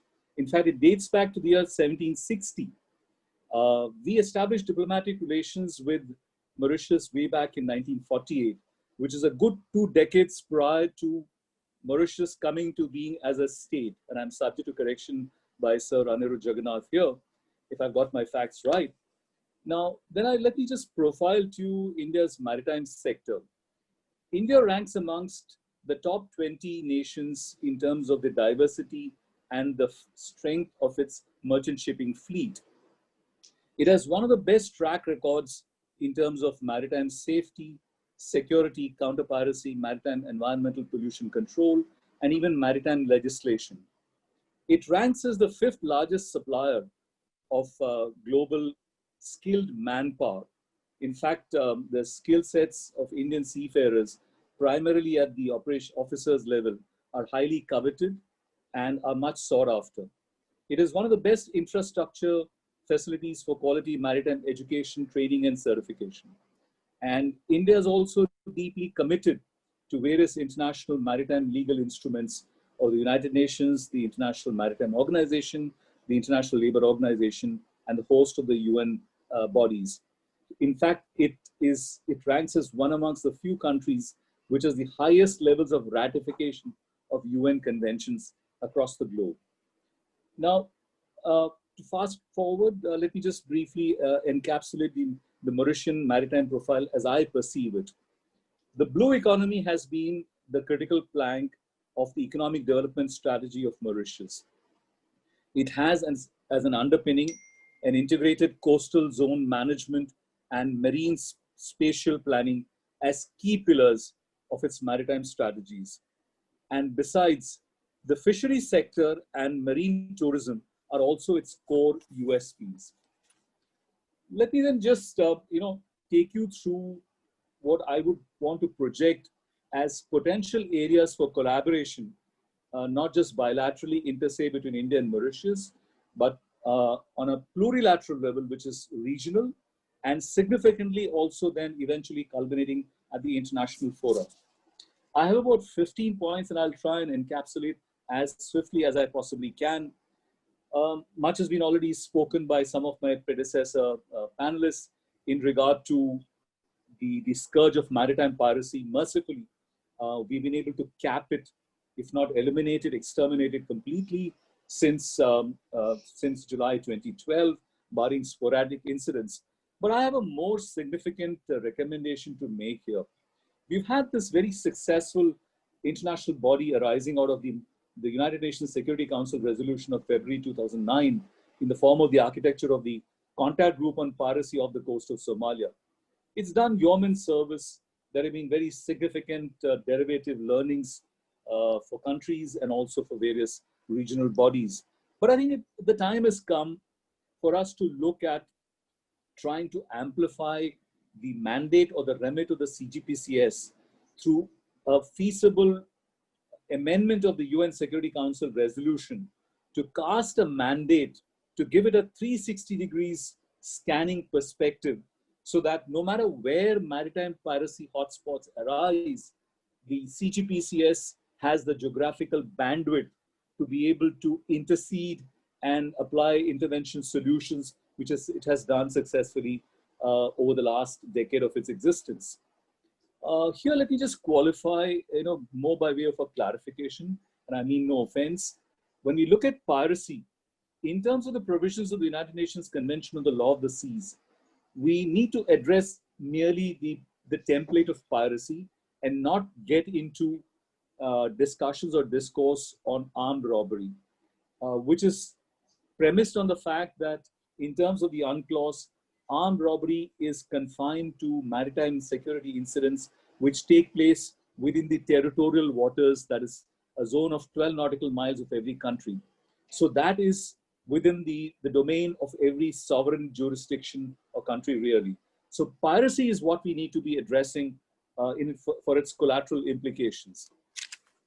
We also, there was a reference earlier, and I'm glad that came up. This was Captain Sarabjit Parmar did mention about the proposition of the floating armories. And I may say this with utmost humility and due deference, that when I was the Director General of Shipping in 2015 and 2016 in the Government of India, I had drafted and initiated a paper where I had advocated very ardently for putting in place international standard organization standards for for floating armories, so as to regulate them and bring them within a certain framework of control. And this was premised on the analogy of the ISO 28007 standards that are applicable for privately contracted armed security personnel and private maritime security companies. So it's a doable proposition. Unfortunately, it's been hanging fire. It's time that India, Mauritius, and the IORA countries address, because the collateral damage that can befall if there is no leash on floating armories is incalculable, and I think it's immeasurable. So this is an area where I think we need to closely collaborate. The third, the prop which I just wanted to address here is that there is a need to address and bring about more harmonized collaboration between India, Mauritius, and the IORA countries in terms of the convergence of our approaches at various levels in the International Maritime Organization and the International Labour Organization. And I think here the thrust ought to be, amongst other things, to try and facilitate and promote the welfare of seafarers and fishers, including under the Torremolinos Convention. The reason why I'm arguing in the defense of seafarers and fishers is that this pandemic has driven home singularly the criticality of the fact that the simple issue of sign on and sign off of seafarers from various ports has become such an enormous challenge. Several maritime nations have been singularly derelict, have refused to permit sign on and sign off. And as a result, seafarers are left holding the wrong end of the stick, as it were. They're sailing for months on end, some of them close to about a year. And there is only so much that in terms of physical and mental capacity of a seafarer before it reaches a breakdown point. And that, to my mind, has very significant ramifications on maritime safety and maritime security. We can only disregard seafarers' interests in situations like this at the peril of holistic maritime safety and security. So it's time that the clarion call which the UN, the IMO has made to declare seafarers as key workers is well heeded and regarded timely by various nations. There is also a need for us to look at, working far more closely than what has been done so far within the IORA template. And this is to promote the concept of sustainable shipping. The fifth element which I would want to sort of propagate here is with reference to climate change, where there was a reference from one of my fellow panel speakers to the UN SDGs. And this is where I think when, under the UN SDG framework of 2015 to 2030, which is the climate agenda, we have each jurisdiction member state of the UN has committed itself to declare what its nationally determined contributions are under the UN SDGs and make a declaration to the UN from time to time. I think here are strands within the respective NDCs, which can be shared in terms of shared learnings, experiential learnings, and best practices amongst countries in the IORA framework. The sixth element which I would like to advocate here is the dire need to address holistically marine environmental pollution control measures, including more robust oil spill disaster response management systems, including, and this is where I would want to sort of underscore, the commonly shared OSROs. OSRO is an acronym for Oil Spill Response Organizations. It is now empirically established that you need to have a very prompt response mitigation mechanism in the event of an oil spill, which can be absolutely catastrophic to the marine ecosystem of any littoral country. And more often than not, most oil spills tend to have ramifications beyond the territorial waters and spill over to the larger maritime domain. And this is where there is a need for a rethink on having shared resource-based platforms, particularly with reference to the OSROs. Then the seventh element which I wanted to emphasize here is India has been one amongst the pioneers of a mechanism known as the LRIT, the Long Range Identification and Tracking System for merchant ships. And we have offered services of the LRIT architecture virtually for gratis to most other member nations, the developing and the least developed countries. And we are more than happy to collaborate. I recall we had 2 bilateral agreements during my tenure as Director General of Shipping. Essentially, the LRIT is a mechanism which enables every maritime jurisdiction to have a complete maritime domain awareness. And this is a significant input which feeds into the architecture of maritime security. Similarly, we have now scaled up to the Indian regional national satellite systems, which is another factor which we can build on. In fact, India is only one amongst the 5 countries globally which has been able to develop both the LRIT and the IRNSS technologies, which we, as I said, we'll be more than happy to share on a very collaborative level. Now, the other element which I think which we ought not to lose sight is what do we do with reference to the fishing community, which is often neglected in all of these discussions. I think here we would be more than happy to share, and this is where I would pick up where Mr. Raj Mahabir left, as to which countries which can step forward and offer intervention solutions which are meaningful, in terms of whatever advances they have done. And this is where I want to just illustratively harp on a technology known as DATS, Distress Alert Transmission Signals. India's been able to develop completely indigenous DATS systems, which can be fitted, sometimes even retrofitted on fishing vessels. And this is something, if the Indian Ocean Commission, the IROR can possibly consider taking it up with the government of India, I'm sure they'll be able to happily share the nuances of this technology. The ninth element would be the sharing of the enormous architecture of skill-based training, education, and certification and accreditation systems which India has built up over the years. As an add-on to this, I just wanted to highlight, during my tenure, and I'm saying this with utmost due deference, we were the first country off the block globally to introduce a smart tablet-based certificate of competency examination system. Nowhere else in the world was this tried, and we have succeeded in this, where the examinations for the career progression examinations for seafarers are done on a smart tablet, unlike an A4 sized traditional paper-based examination. We were the first to initiate this, and this has now gone beyond the beta travel, which is something which we'll be able to offer. The other thing where we were actually pioneers was the e-learning solutions for the merchant shipping sector. Happy to collaborate and offer this for gratis, to whichever country wants to take this forward. The 10th element, and I'll fast track this, is that, post the 9/11 incident which occurred in the US, which is a cataclysmic event which shook the world order, and this is where, the concept of a rule-based maritime order was sought to be introduced. And this was in terms of the ISPS, International Ship and Port Facility Security Code. Again, India has developed significant experience of having worked this system for the past 1.5 decades. And we've been able to scale it up to as many as 68 EXIM ports in the country.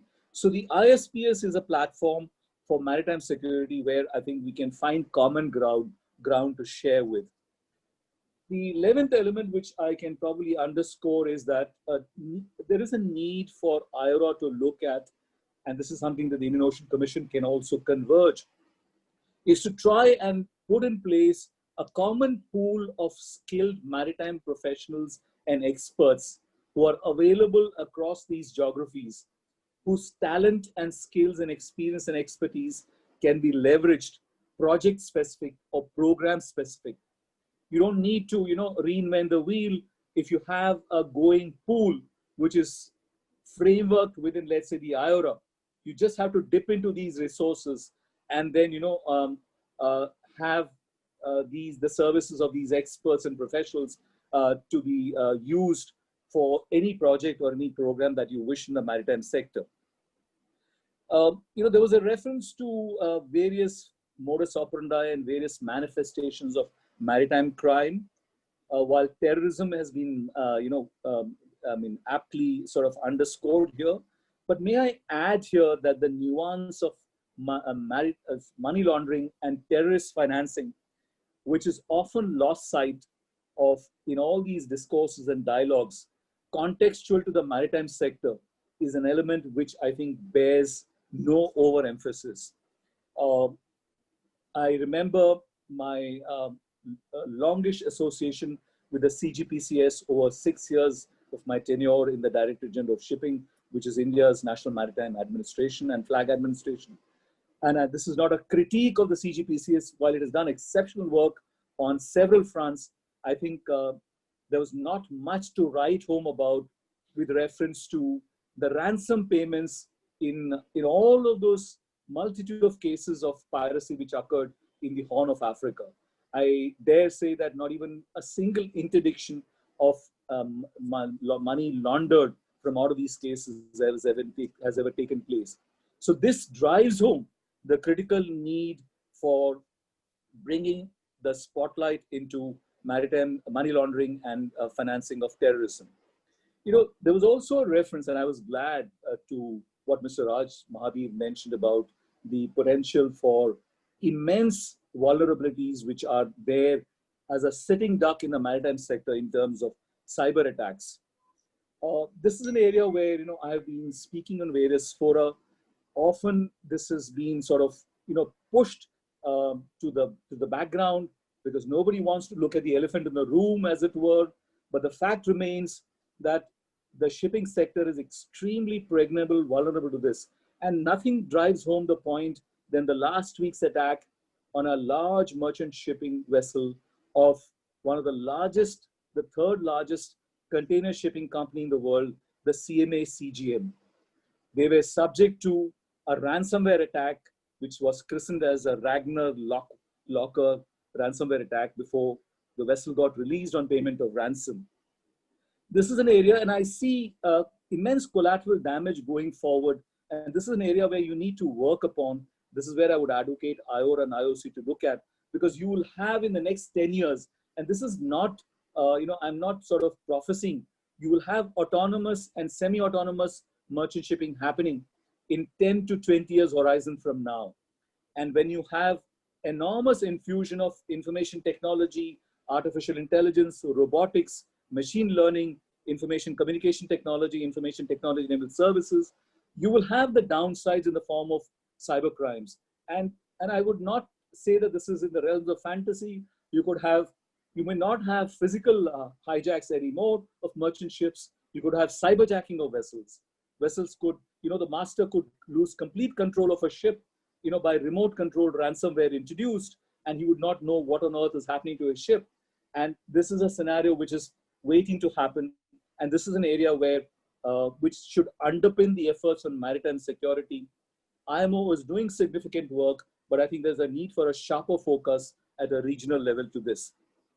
And of course, India has made significant strides in the port sector and the cruise tourism. In fact, Mumbai has become, in the last 2 to 3 years, a significant hub port for a hub and spoke model of cruise tourism. This is another offering which we can make. And penultimately, and I mean, just to leave this as a thought, an area which has been oft neglected is the implications of enforcement of the UN Security Council resolution sanctions. There are multiple sanctions, as many as sanctions. There are 17 groups which administer sanctions of the UNSC, and they have targets of around 686 individuals, close to about 340 organizations.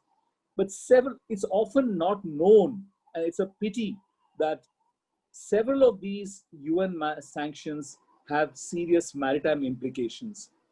And this is in the form of the fact that when you have cargoes which are prohibited or proscribed and are deemed as illicit, for example, charcoal export from Somalia illustratively is prohibited. But I had the misfortune of dealing, as in my tenure as Director General of Shipping, 72 Indian merchant vessels which fell foul of the UN sanctions. And that's when it dawned on me that it's time that, the merchant shipping world looked at the entire phalanx or the ecosystem of maritime sanctions and the potential damage. There was another instance where I had to deal with, oil which was prohibited to be shipped from Libya, from a government which was not recognized by the UN, and that was a cargo which I had to then deal with, and that's for a different day. The point I'm trying to make is that the UN Security Council sanctions are an absolute area for focus which should come in here. The last two relatively smaller points which I just wanted to bring in here is that, there was a mention about the fact that you need to have data and information deposits. I may happily share with you from out of my 6 years tenure in the Directorate General of Shipping, 4 years as a second in command officer as Additional Director General, and finally as 2 years as head of the National Maritime Administration's Director General. We have one of the finest repositories of data, exhaustive and up to date insofar as the merchant shipping world goes. And I'm sure my successors would be more than happy through the normal process, diplomatic process, to share that repository of data. And finally, on the fact that, you have way too many players operating on the maritime domain front. And that this is where, most of those who are seasoned players are aware of a mechanism known as SHADE, which is housed out of Bahrain. It is, the acronym stands for Shared Awareness and Deconfliction. Unfortunately, what has happened is that, except for its piracy nuances, this is a mechanism which I think needs to be embraced in fora like the IORA and the IOC, where you need to ensure that, potential escalation of conflicts from out of multitude of players operating, well-meaning legitimate players operating in the maritime space, is then diffused in very quick real time. So I think I can possibly go on, but I think I need to put the pause button. I once again thank Binding Bharat for this opportunity afforded to me to share my insights. And thank you so much, ladies and gentlemen, for your extremely patient hearing. And I'll be glad to field any questions if there are in the Q&A session to follow. Thank you. Thank Mr. Deepak, true to your name, you have shed some important light on this topic, and we can't thank you enough. Our next panelist very quickly is Miss Valerie Opia. She is senior lecturer in the Department of Law, University of Mauritius, and she is an expert in the field of law of the sea and ocean governance. Welcome, Mr. Opia. Good afternoon, everyone. Just wanted to know if you can all hear me. I'm just trying to.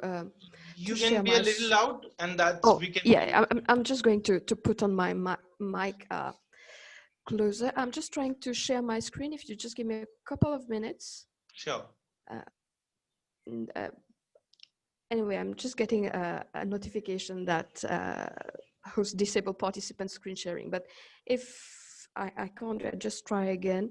Okay, all right. Is it fine for everyone? Can you, do you see the screen? Yes, we can. All right. Thank you. So I'm just going, first of all, allow me to say thank you to the organizers for giving me the opportunity to make this presentation. So Your Excellency, Sir Anirudh Jugnauth, Honorable Member of Parliament, fellow participants, and distinguished participants. My presentation would be on the law of the sea, the United Nations Convention on the Law of the Sea. So I will look at the legal aspect, if you want, of the sea. I have listened carefully to what my fellow panelists have said, and I concur with what have been shared. And I'm going to provide you with the legal framework. So just an overview of the United Nations Convention on the Law of the Sea. So the convention was the law of the sea. If you want the law of the sea, just one more, here we go. So the law of the sea emanates from customs. Customs created, various customs at sea was made. For example, the most important custom that we have at sea is having a flag at sea. So today we have the United Nations Convention on the Law of the Sea, which actually is mandatory that ships have flag, but this custom of having a flag, this situation of having a flag emanates from custom. So the very first source of the law of the sea is custom. And after the Second World War, the United Nations was created and a series of conventions were put forward which regulated activities at sea. But as from 1982, the United Nations Convention on the Law of the Sea was created. And up to today, it is the main legal framework which regulates activities at sea. So just like on land, we have a constitution which regulates the activities of people, which provides for the rights and freedom of the citizens. The sea has its own constitution. And that constitution is, as I've said, the UN clause, United Nations Convention on the Law of the Sea. Now, this constitution for the sea provides for three major elements for activities to be conducted at sea. And those three major elements are the extent of national sovereignty. So to what extent a state, coastal state, has sovereignty over the sea? What are the navigational rights of ships and aircrafts as well? And finally, it provides for environmental protection. So I'm just going to give you a brief overview of these three pillars of the UN clause. So delimitation of national sovereignty. From the, if I can say from the eye of the law, the sea is just a series of division. So starting from the baseline is an invisible line which actually separates the land from the sea. So that's the first layer of division. So we have the baseline which divides the land from the sea. And then we have what is known as the internal waters, territorial sea, contiguous zone. So from the baseline up to the contiguous zone, a state has sovereignty, meaning that the state has full civil and criminal jurisdiction within these different division at sea. And then we have the exclusive economic zone and the continental shelf. So one interesting legal point that we can make here is that within the EEZ and the continental shelf, a state has sovereign rights, which means that any activities which goes on within that region, within the EEZ or continental shelf of a particular country, any foreign vessel coming or undertaking any form of activity within those regions has to seek the permission of the coastal state for that. And then we have the areas outside those first 6 layers, which is the high seas, the area or the high seas. Now, the high seas, there's a saying within the realm of international law, the high seas belong to no one and everyone at the same time, meaning that no state can claim sovereignty over the high seas. However, all states, whether landlocked or coastal, can explore or exploit the resources within the high seas. So the first part of the convention actually provides for all the regulations, the do's and don'ts of what states can do at sea. So I have just highlighted those 7 layers of division, and each one has its own, as I've said, inherent characteristics. Now I'm going to look at navigational rights. I think that Captain Palmer already discussed about, and the fellow panelists as well discussed about some of the duties of shipping regulation at sea. But one thing which is very important is the duties of ships on the high seas. As we can see, when a ship enters the territory, the marine territory of a particular state, the laws of the state will apply. But what happens on the high seas, which doesn't belong to anyone, but at the same time it belongs to everyone? So this is where sailing under flags is very important. So from a purely legal perspective, whenever a ship is on the high seas, the flag being shown on top of the ship represent the state, the jurisdiction where the ship comes from. And anything which happens on board of that ship, it falls within the exclusive jurisdiction of that state. So this is why it is very important for ships to have a flag, so that any activities which happens on the high seas, the state has jurisdiction to hear any case, so entertain any case when something happens on the high seas.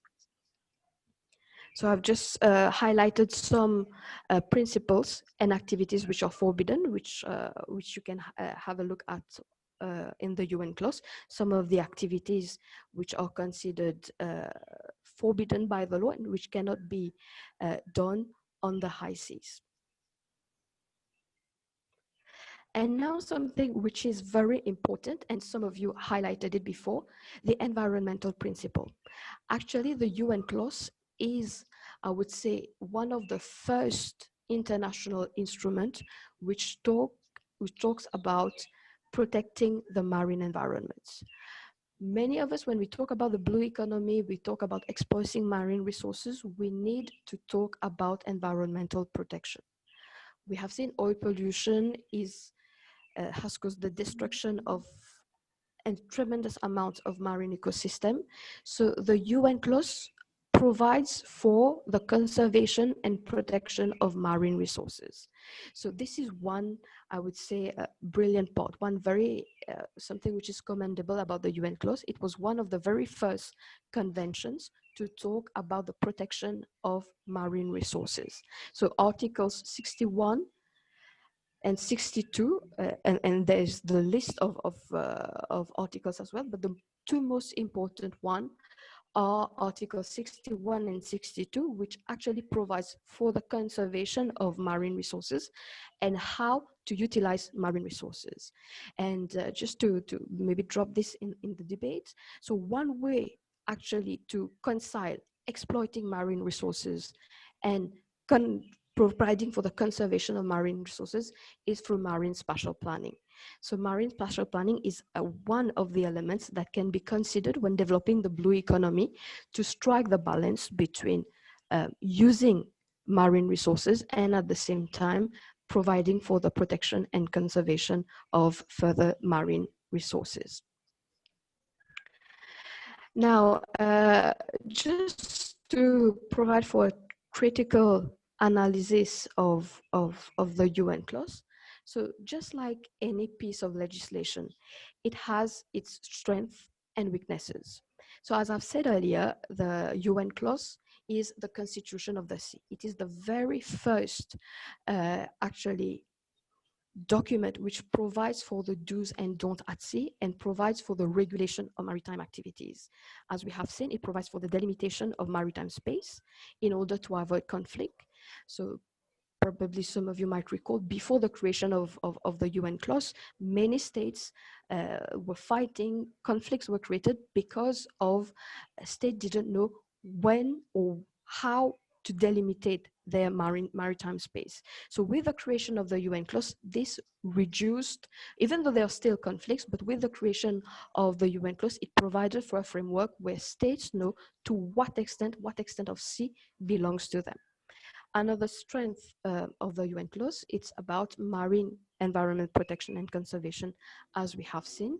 And more importantly, it provides for a set of harmonized rules, which applies to all countries. So as when you become a member of the UN clause and you have signed and ratified the convention, which is the most important part, the ratification part, the rules which applies to Mauritius, the same rules will apply to India, will apply to other states which have signed and ratified the UN clause. So this provides for harmonization of rules and avoids maritime conflict. Now, some of the weaknesses of this UN clause, the UN clause cannot operate without ratification. So ratification means that a country has to turn this into national law, into their national law, in order for it to become effective.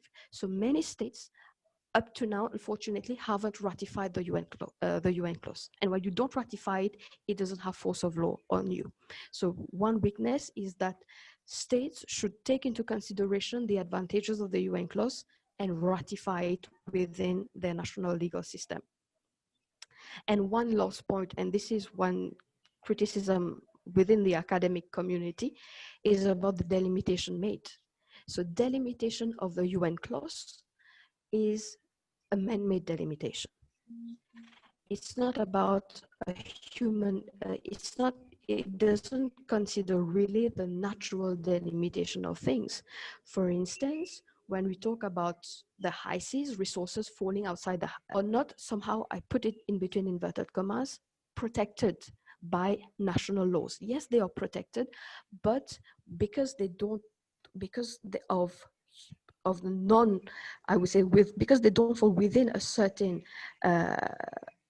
national delimitation, some countries might forego the UN clause and exploit extensively some of the natural resources falling within the high seas and outside national jurisdiction.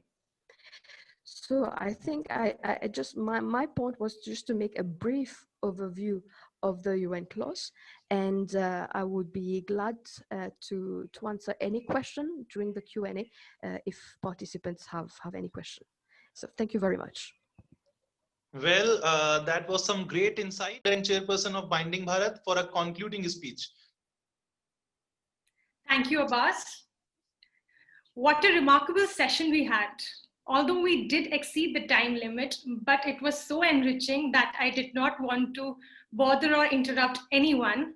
It was wonderful to have all of you over here. I'm short of literally expressions and words to express the profound impact this session left on me. Although the distinguished guests have already highlighted and covered most of the areas, I would just like to add my concluding remarks and what I think really matters for our ties as well as the way forward. I'm reminded of a very famous remark by the legendary Henry Ford. Coming together is a beginning. Keeping together is progress, and working together is success. The fundamental and the most concerning problem today we collectively as humanity face is the perceived sense of threats that nation states attribute to each other. And therefore, I feel that nation states should move away from compartmentalization of ideas, of agendas, and thereby of people. The arena of geopolitics pressingly demands cooperation in spite of differences. Undoubtedly and unfortunately, there are some countries who believe in expansionism, creating monopolies in trade, violating international laws, disregarding territorial integrity of smaller states. But then the task is on us.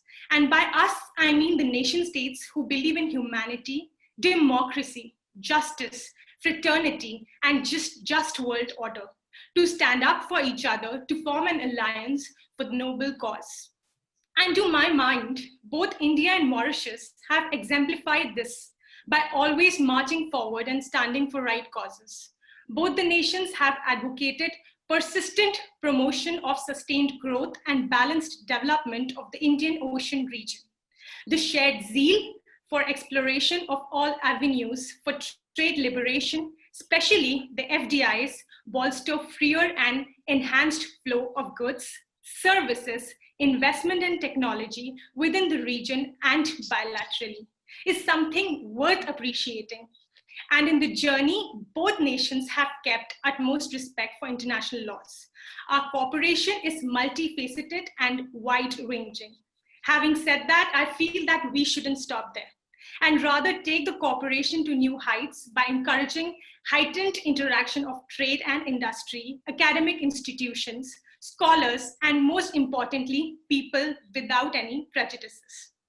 At last, I would like to say that it's 21st century. Multilateralism is the new normal. But while keeping that in mind, we should also strive to speak and stand up for our fellow humans and fellow countries. The South needs to speak for the South. The South-South cooperation, as they call it in the diplomatic circles, principles of non-conditionality, non-interference, and mutual respect for each other's sensitivities are the only substantial ways. While engaging with each other on track 1, we also need to move steadily on track 2 to track 9 diplomacies. Ladies and gentlemen, this is what Binding Bharat 2 believes in. The call for having Mauritius as a partner country stemmed for this shared realization in India that the people of Mauritius have always stood for the collective good, for humanity, and for the essence of civilization, that is coexistence. So I would like to thank you all for sparing out time, and I would especially like to thank Right Honorable Sir Anirudh Jagannath, Honorable Shri Harish Dwivedi ji for enlightening the session, all the great panelists and the dignitaries and the diplomats who are here today. I'm really grateful for all of you to be here today. I'm thankful to Harmanjot Singh Gill and Mr. Sandesh Jaju who made Binding Bharat happen. I'm thankful to Akhilesh, who is my partner in Mauritius and who made this entire event possible. Friends, the entire country is doomed by an invisible enemy.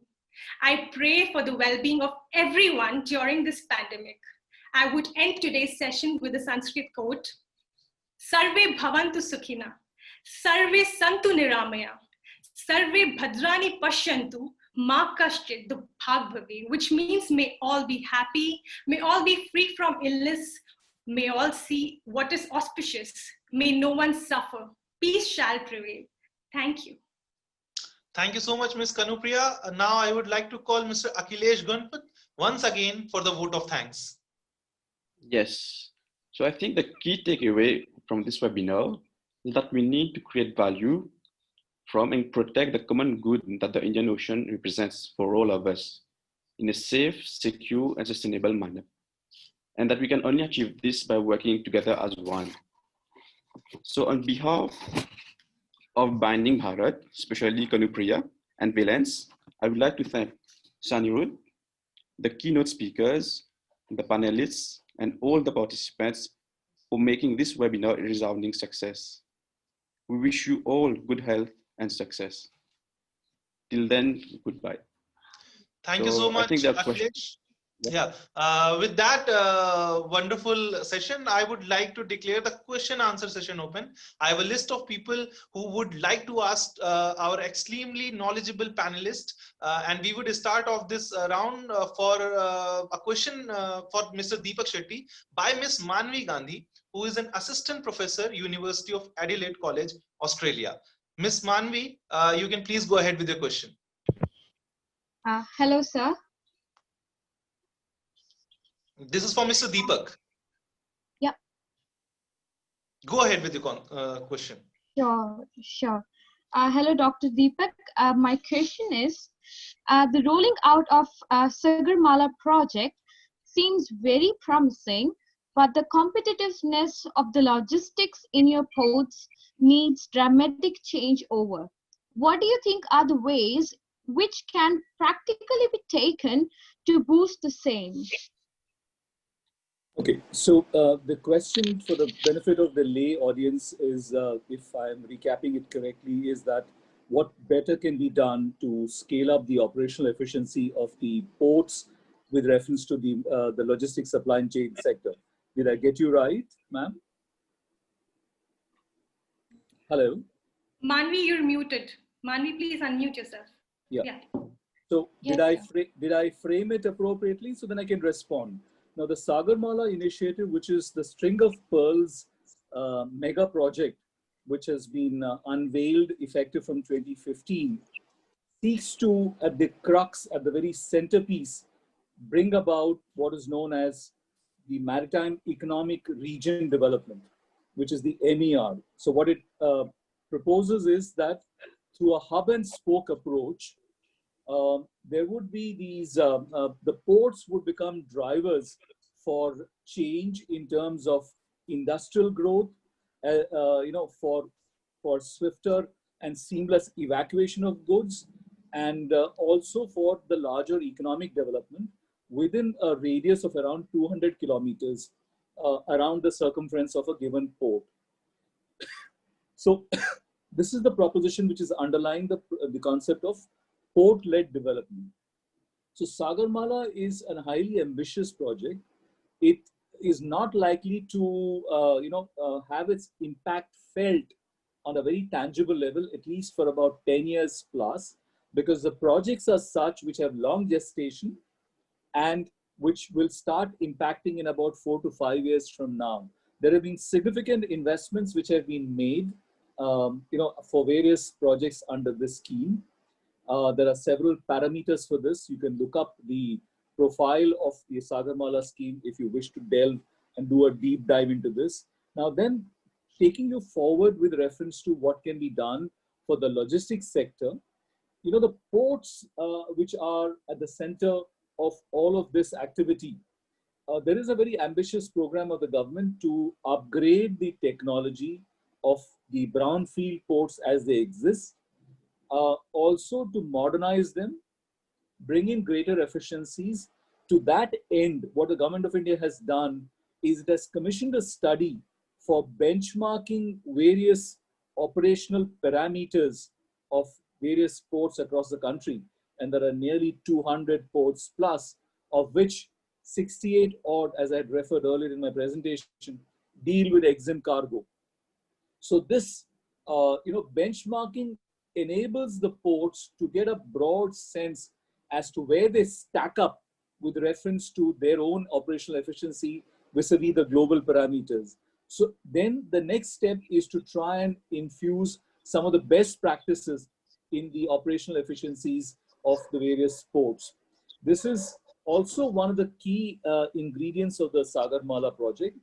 Apart from it, what is also proposed is the creation of new greenfield ports, where absolutely top of the line modern technology ports are proposed to be set up.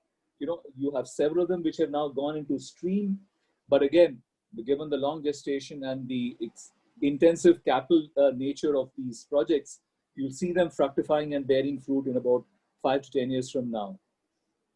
Now, on the logistics sector front, it is an admitted fact that India is only somewhere around 74th or 75th, if I recall correctly, somewhere around 2017, 2018, in the overall global index of efficiency of its logistics supply chain sector. One of the reasons was that, this was actually costing the cost of the low-end operational efficiencies in the logistics supply chain was costing the economy somewhere around 14% of its gross domestic product. So what the government of India was bidding fair to do was that through several of these initiatives, and there were a host of other measures, which for want of time, I'm not able to elaborate.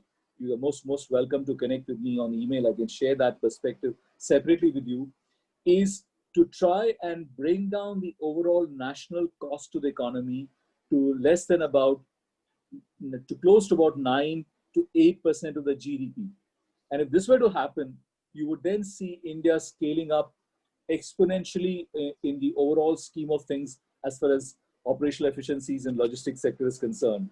One of the other elements, before I just wrap up here, is that there was this Multimodal Transportation of Goods Act of 1992 vintage, which I had the privilege of administering during my tenure in the Directorate General of Shipping. So we realized that it was fraught with several weaknesses. For example, illustratively, it was referring merely to exports. It did not refer to imports. So that was a critical element which was missing as a piece. Then we looked at and found that domestic logistics was not being addressed there. So we then went about and proposed a slew of amendments to the MMTG Act that went some rounds of parliamentary process approval. But then I think the last update that I have from the government sources is that the government has decided to completely, have the entire logistics sector moved away from the Ministry of Shipping to the Department of Logistics under the Ministry of Commerce and Industry and Internal Trade.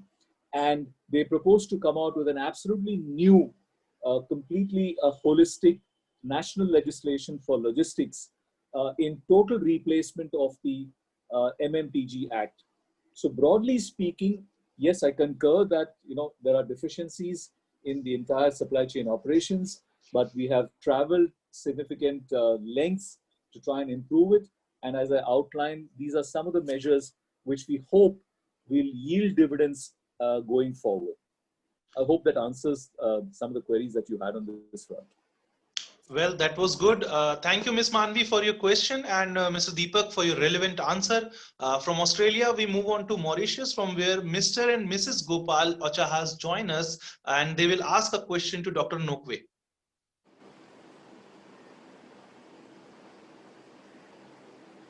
Mr. and Mrs. Gopal Ochahas, please. Hello, everyone. So I have a question for Dr. Nokwe. So can you please tell us how IORA helps Mauritius to develop its ocean economy sustainably?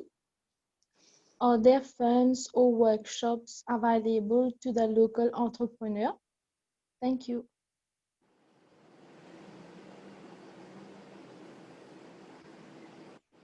Thank you for that question.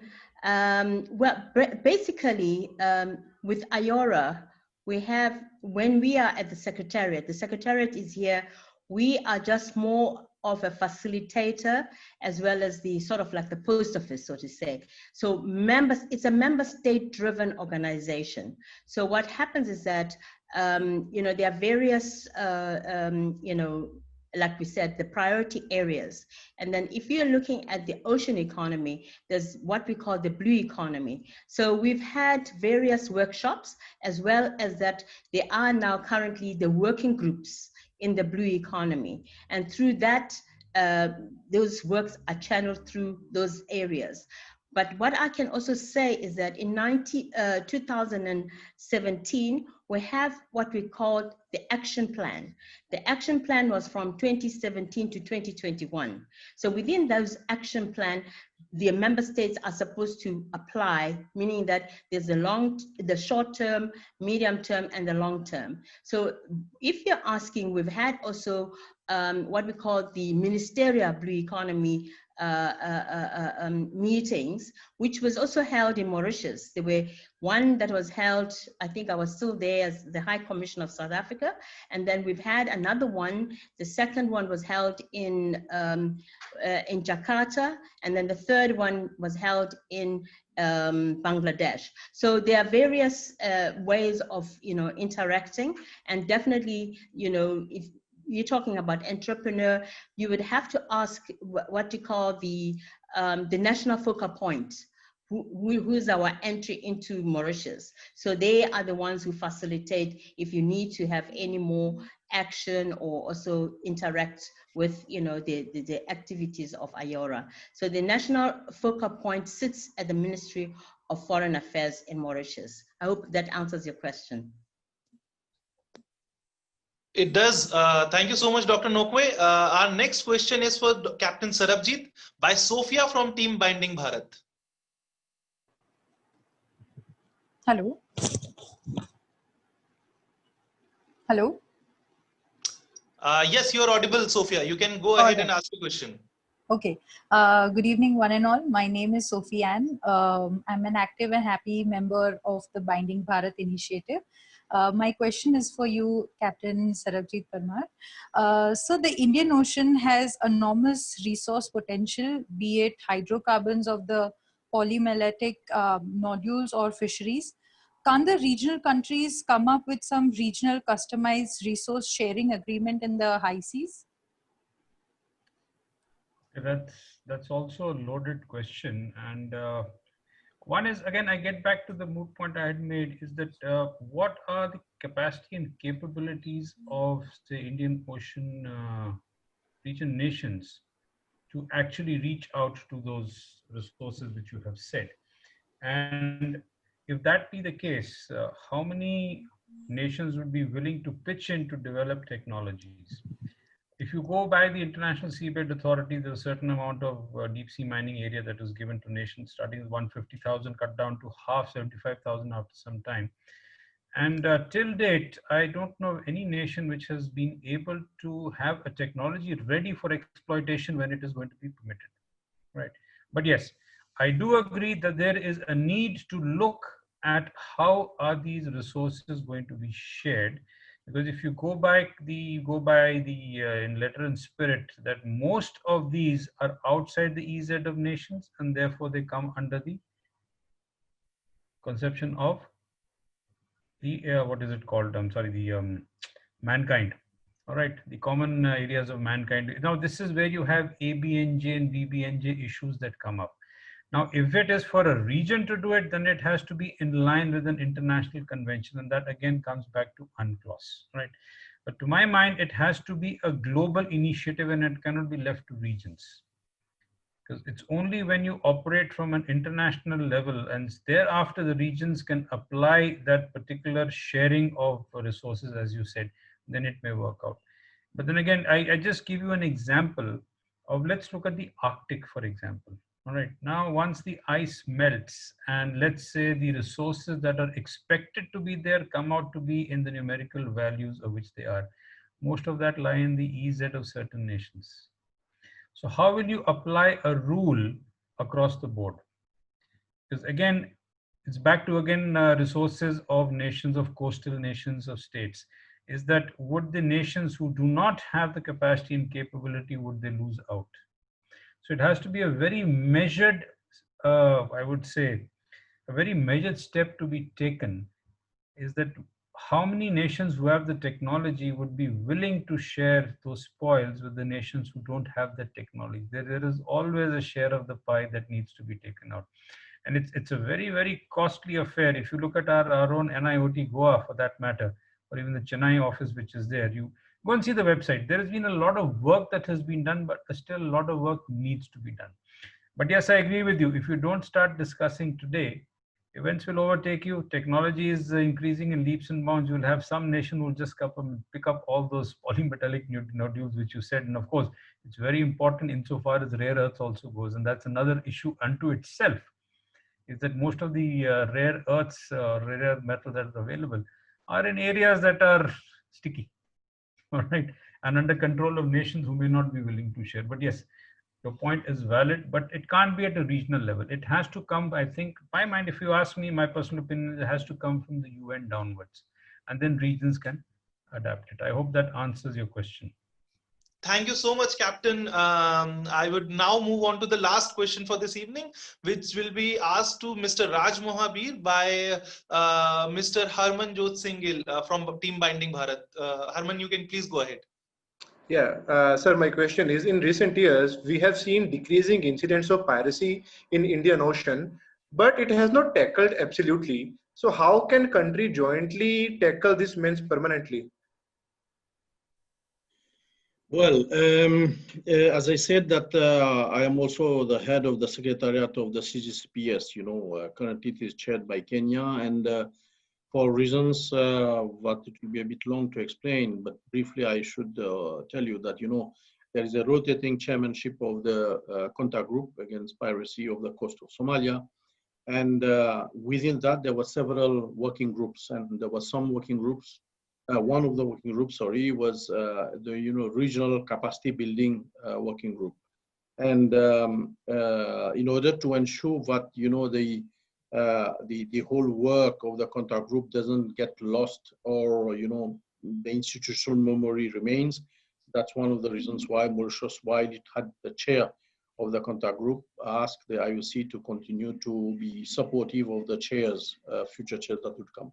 Now, what regional working group has initiated several projects and programs, and this is where I was saying that it is very important for us to know that there are initiatives, that there are projects. In last year, we have identified something like 31 initiatives to develop capacity in order to counter piracy and have a minimum level of maritime capability to act as a deterrent for piracy activities. Now, we should recognize that the working group, that the contact group has done lots of work, as it was very well said by Mr. Chetty. There were lots of inputs and proposals that were provided by different parties. It is a non-official, voluntary group where everyone having a stake to come.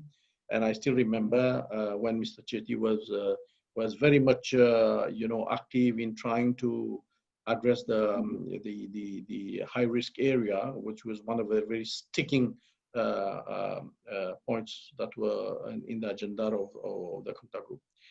Now, first of all, there is what we call the Combined Maritime Forces, the European Naval Forces, and the independent deployers, all of the three, working to act as a sort of a deterrent, and for those forces are there off the coast of Somalia.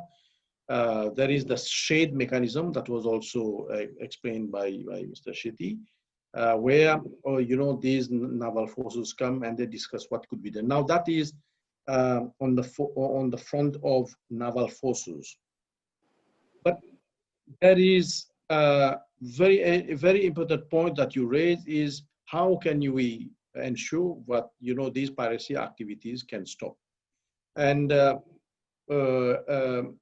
for the time being, everyone recognizes it that the piracy activities are suppressed. There is no piracy successful attacks since several years, but attempts were there. But then the threat remains. So that is one very important conclusion, that this threat remains. And what we are worried about is that the day these naval forces go away from off the coast of Somalia, that the piracy activities can resurge again. Root causes are not addressed. The root causes, and what I'm trying to tell you is that there is no, clear-cut response to your question as how we stop it, because the root cause is based on the fact that Somalia is a failed state. You know that Somalia has something like 3,700 kilometers of coasts, but that the Somalia is was one country, but then there are regional states that are emerging, and they're claiming that they should be recognized as a sovereign state. And in this regard, there are several areas, and the federal government doesn't have enough capability to provide security even in the capital of Mogadishu, where security is provided by AMISOM, which is the African Union force. So it's a complex matter, and the UN will not entertain the issue of of getting Somalia split. So as this becomes a major issue of a failed state, not able to have adequate legislation and adequate maritime capability to control its own people, or in acts of piracy and in criminal activities at sea, what is that we can do? So there are lots of other actions that have been initiated, like by the FAO to have alternative livelihoods programs, by UNODC to support the new legislation that will help to have a framework for the coast guards, establishment of a coast guards. All these things, lots of things are done. So at national level, I would say from the perspective of Somalia, there are lots of support programs that are being provided by many parties, the European Union, the Americans, all this. But then again, the question comes where all these partners of development will not be able to achieve the objective of establishing a state which, with all its structures in place, and we can say it changes from a failed state to a state which has all its capability to do that. So that's a very, I would say, difficult issue on which we don't have yet a response to that. So what is that we can do? We can try to work on, but again, it's the same thing as I was mentioning earlier. There are several support programs, but there is no real good coordination among the development partners. So each one is working on its own, but then, a real outcome we don't see. But then at regional level, and this is what I was trying to say, at regional level, if on top of what the combined maritime forces, the international naval forces who are present there, which are acting as a deterrent for piracy activities, if the region can work together with the international community to establish, and this is what I have proposed and I am working on, to have a regional maritime capability as a sort of a way out, or a solution to the problem, where we can then see to it that there's a permanent system that has been established to track the movement of vessels and then stop, all those activities of pirates. So this is one thing that we are doing. There are other things, and it was also very clearly mentioned by the interveners, is we have to see to it that, for example, the kingpins, the pirates, the real pirates who are behind. Until now, what we understand is that there was only one who was prosecuted, but even then was released. So in fact, these criminal activities are remained unpunished. Pirates are being prosecuted. Those who are caught at sea, they are prosecuted. And there are several countries which have agreed to prosecute the pirates. So there is a system to prosecute those who are caught at sea and those who are doing the piracy activity. But those who are behind, those who are the ringleaders, what we call the kingpins, they are not troubled. So we have to work on that. And right now, and I would like to respond also to Deepak for some of the proposals that he has made, is that there is a decision that was taken at the last contact group meeting, where it was agreed to establish a strategic committee to look at the future of the contact group and try to address these issues. So these things are there. So to summarize, one is what is we are doing at regional level together with the countries in the region and with the international community, where I made the plea that we should ensure that there are more and more coordinated activities so that we can make a difference in the level of the mechanism that would be there as a deterrent to piracy activities. So this is one.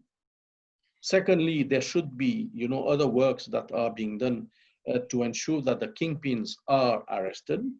And thirdly, we are trying to look at together within the contact group as to what could be the future of. So there is a group that will be established. The terms of reference, we've developed it, we've sent it, and I organized a webinar of the Friends of the Chair of the contact group 2 weeks ago. And we hope that this terms of reference for this steering committee would be finalized at the next plenary session, which we hope that will be organized before the end of the year, and that group will work on what is that we could do, and then report back to the UN saying that these are the things that we should do to ensure that we find a permanent solution for stopping all piracy activities in this region. So I'm sorry, it was not a very clear-cut response, but as a response, this is what I can say. Thank you so much for your answer. Thank you so much for your answer. And I'm getting flooded with a lot of questions coming in. I have just asked them to email me later and I'll get in touch because we're getting, I think we're up with time, and I was not very well aware that there are going to be so many questions coming in. I would want Sarabjit sir, Deepak sir, Ma'am Nokwe, and Raj sir to please say if they want to say anything, because I'm concluding with the questions. Please give in your views. Yes. I just want to add 3 quick points on the piracy issue. Since when I started down this road of strategic writing, piracy was my main topic. So insofar as instability in Somalia is concerned, I totally agree with Mr. Mohabi that it is instability in Somalia. 2011, the commander of the EU NAV force was in India giving a talk, and the Somali ambassador to India was present. So she very clearly stated that nobody has been able to understand Somalia till date. And if Somalia had a glint of diamond or drop of oil, the whole story would have been different. So fast forward to Mr. Mohabi, it said, is that if there is no interest in that country, nations are not going to be willing to even put in a dime or a boot on ground. Somalia, 1992, if all of us have seen that movie, Black Hawk Down, the US will never enter Somalia again. And therefore, if US doesn't enter, there's not going to be enough support. How much do we understand Somalia? Fishing was one reason given for rise in piracy. There is a lot of voices that the Somalis don't eat fish, but in interaction with Somali diplomats in the Foreign Services Institute in Delhi, in one unified voice, they said, who says we don't eat fish? We know what's on our table. That's one issue. Second issue they said is whatever is outside is a Western discourse. Nobody has heard the Somali voice. So what we told them was, then you need to put out the Somali story. Otherwise, work will continue the way it is going on, and back to where coordination issues come about. Insofar as maritime forces are concerned, the moment you withdraw maritime forces, piracy will rise again.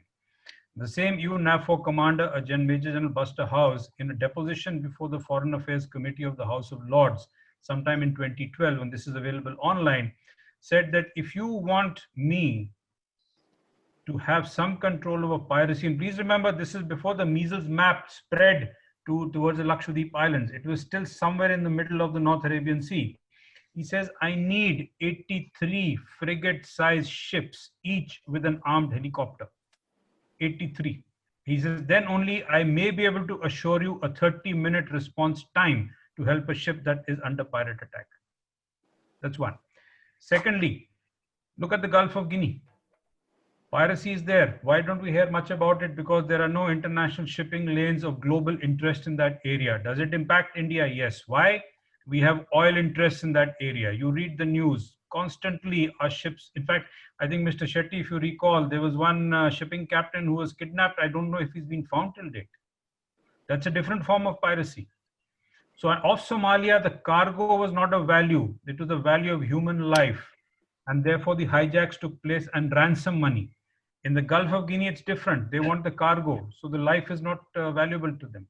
Different forms of piracy. How do you combat it?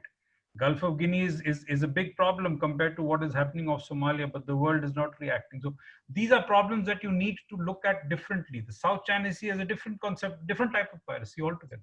So I just thought I'll put these out in the open because it's not a problem that's going to go away. You need to contain it and keep it capped. Thank you. So Kanipriya, may I come in? Sorry, very briefly, before I just flag up 3 issues from my side.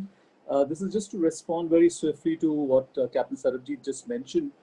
And this brings home to the point that, in regard to the architecture for combating piracy, while all of that is extremely well taken, and I wholeheartedly endorse what he said, and so did Mr. Raj Mahabir, the point I would just want to take you back again in time to what I had said earlier on, that there is a critical need, an imperative need, and an exigent one at that, to try and revise the mandate of the CGPCS so that it has a 360 degrees view to scan piracy hotspots whenever occasioned and wherever they arise, be it the Horn of Africa, be it the Gulf of Guinea, be it the Somes waters in in the Malacca Strait, or whether it's in the South American waters, where again there is different manifestations of piracy.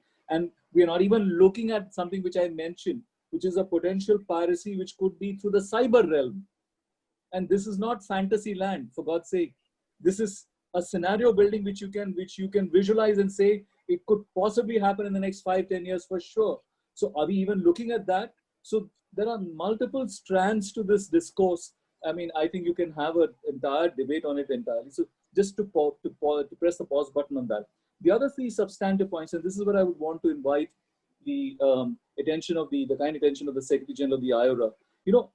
When we combat, when we address maritime security holistically and in perspective, I think it is imperative for us to also understand, ma'am, that, unless you have robust mutual legal assistance treaties which are inked between countries bilaterally, you will have no response coming up for interventions or any solutions, because be it for arrests, be it for prosecutions, be it for, whatever you want to do, whether it is for, repatriation of the people and all of that, you need to emphasize the element of mutual legal assistance treaty, because then you can facilitate extradition and deportation as well. So that's one strand which I think has to underpin this.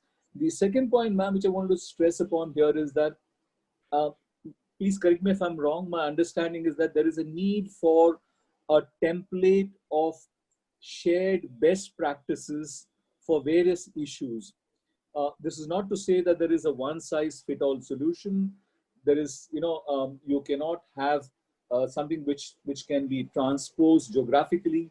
But that said, I think there is a need to bring about a cogent and a robust template of shared best practices, which can be adopted and adapted by several countries. And this is an architecture which I think IORA and IOC can possibly look at.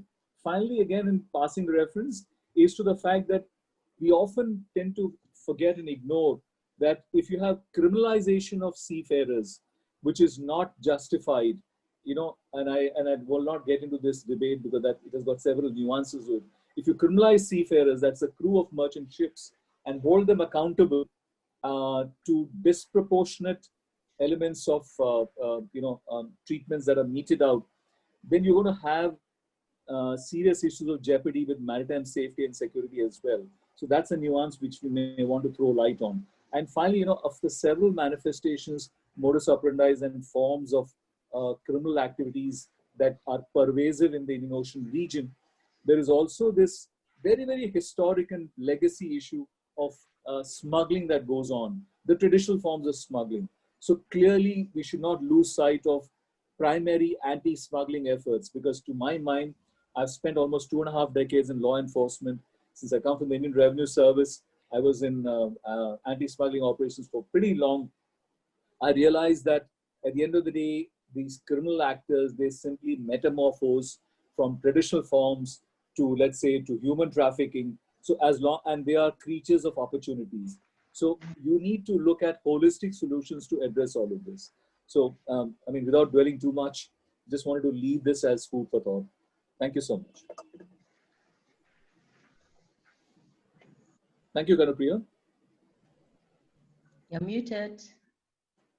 Yes, thank you, sir. Glad to get your views and food for thought. And I would request Madam Nokwe, would you like to just conclude with something?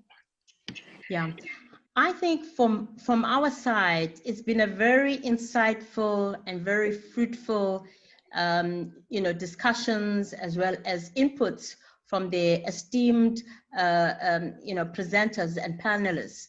And I think, we're coming out here with, concrete ways of doing it, and from a small way of doing it is this collaboration and partnership, which is quite key and important.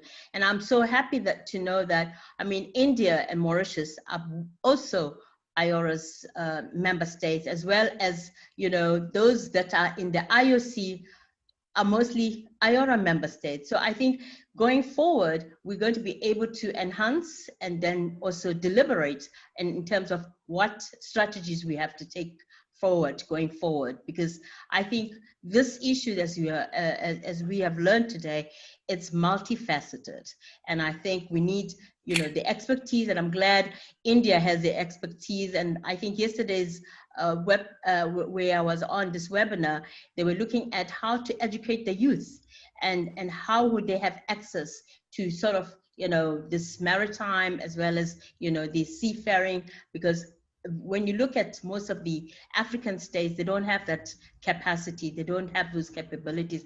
But I've just taken note that we'll approach, and especially from Mr. Shetty, I'm glad that you already have something that we can use, and I think that template you're talking about is something that we can concretely introduce to our member state. So I thank the organizers of this wonderful and extremely insightful webinar. Usually you come away from webinars and it's like, okay, it's in one of those, but this one is very, very concrete proposals that were put forward, and I'm glad that we can take this to the next level. Thank you so much for inviting me and being part of the esteemed panelists here today. Thank you. Thank you, madam. I think Mr. Raj has something to speak here. Yeah, just 4 points because I thought I would also contribute to the conclusions. First, I think my very strong take is that as we say, no man's land. No man's land. So I am using the word no man's sea. That's what it is about. So we have to look at that. Second point is that I rated my call, my pledge for the international community, as you, Kanupriya, you said very well. Please, let's go for a coordinated, common approach, work together and not working individually, separately. As I said, there are 31 initiatives to improve maritime security in the Western Indian Ocean region only. If each of these will not make any difference if we continue like that. My third point is what I take the call from Mr. Chetty, and he's absolutely right, and that we would need to maybe relook at the mandate of the contact group. But this is something I hope that India and like-minded country will push in the steering group, which will be looking at the future of the contact group. And and that will be there, the platform to get it, this, enlargement of the mandate of the contact group on piracy to be worked at. And my last point is that indeed, as it was very well put, and I do understand some of the points that Mr. Shetty said, and also Mr. Parmar, is we have to have a very deep, passionate, look at those who are working in the maritime transport industry. We had something like 3,636 hostages, piracy hostages. The last 3 who were caught in 2015, in March 2015, were released only a month ago. We have to think about these people. How can these people, and you know why? Because these people, they have no one to negotiate for them, because these are not the big shots. No one can pay for them. So no one will be ready, because this is a big business. And as it was very well said by Mr. Shetty, is that, whatever happened around piracy, it became big business on many things, on many issues. Insurance, why the high risk area was what it was linked to insurance costs. So it became a big business. So it's very important. I like very much this idea of Mr. Shetty about establishing a database of experts, and get organized, and then get these people to be sitting and to be reflecting permanently on these kind of issues, to say, okay, this is what we should do. And on this, I reiterate my first point that I made in my presentation, is that India is now observer to the IOC, and there are much of, in terms of human resources, new technology, there is a lot that India can offer to the region, so that we can work together. Thank you very much. Thank you, everybody. I think we are done with a very good discussion. And I will be personally getting in touch with the emails and so many questions which I am loaded with. And my event is graced by the presence of such eminent panelists. Thank you so much. Thank you very much. Thank you so much. Thank you so much, everybody. Thank you. Bye-bye. Bye. Bye-bye.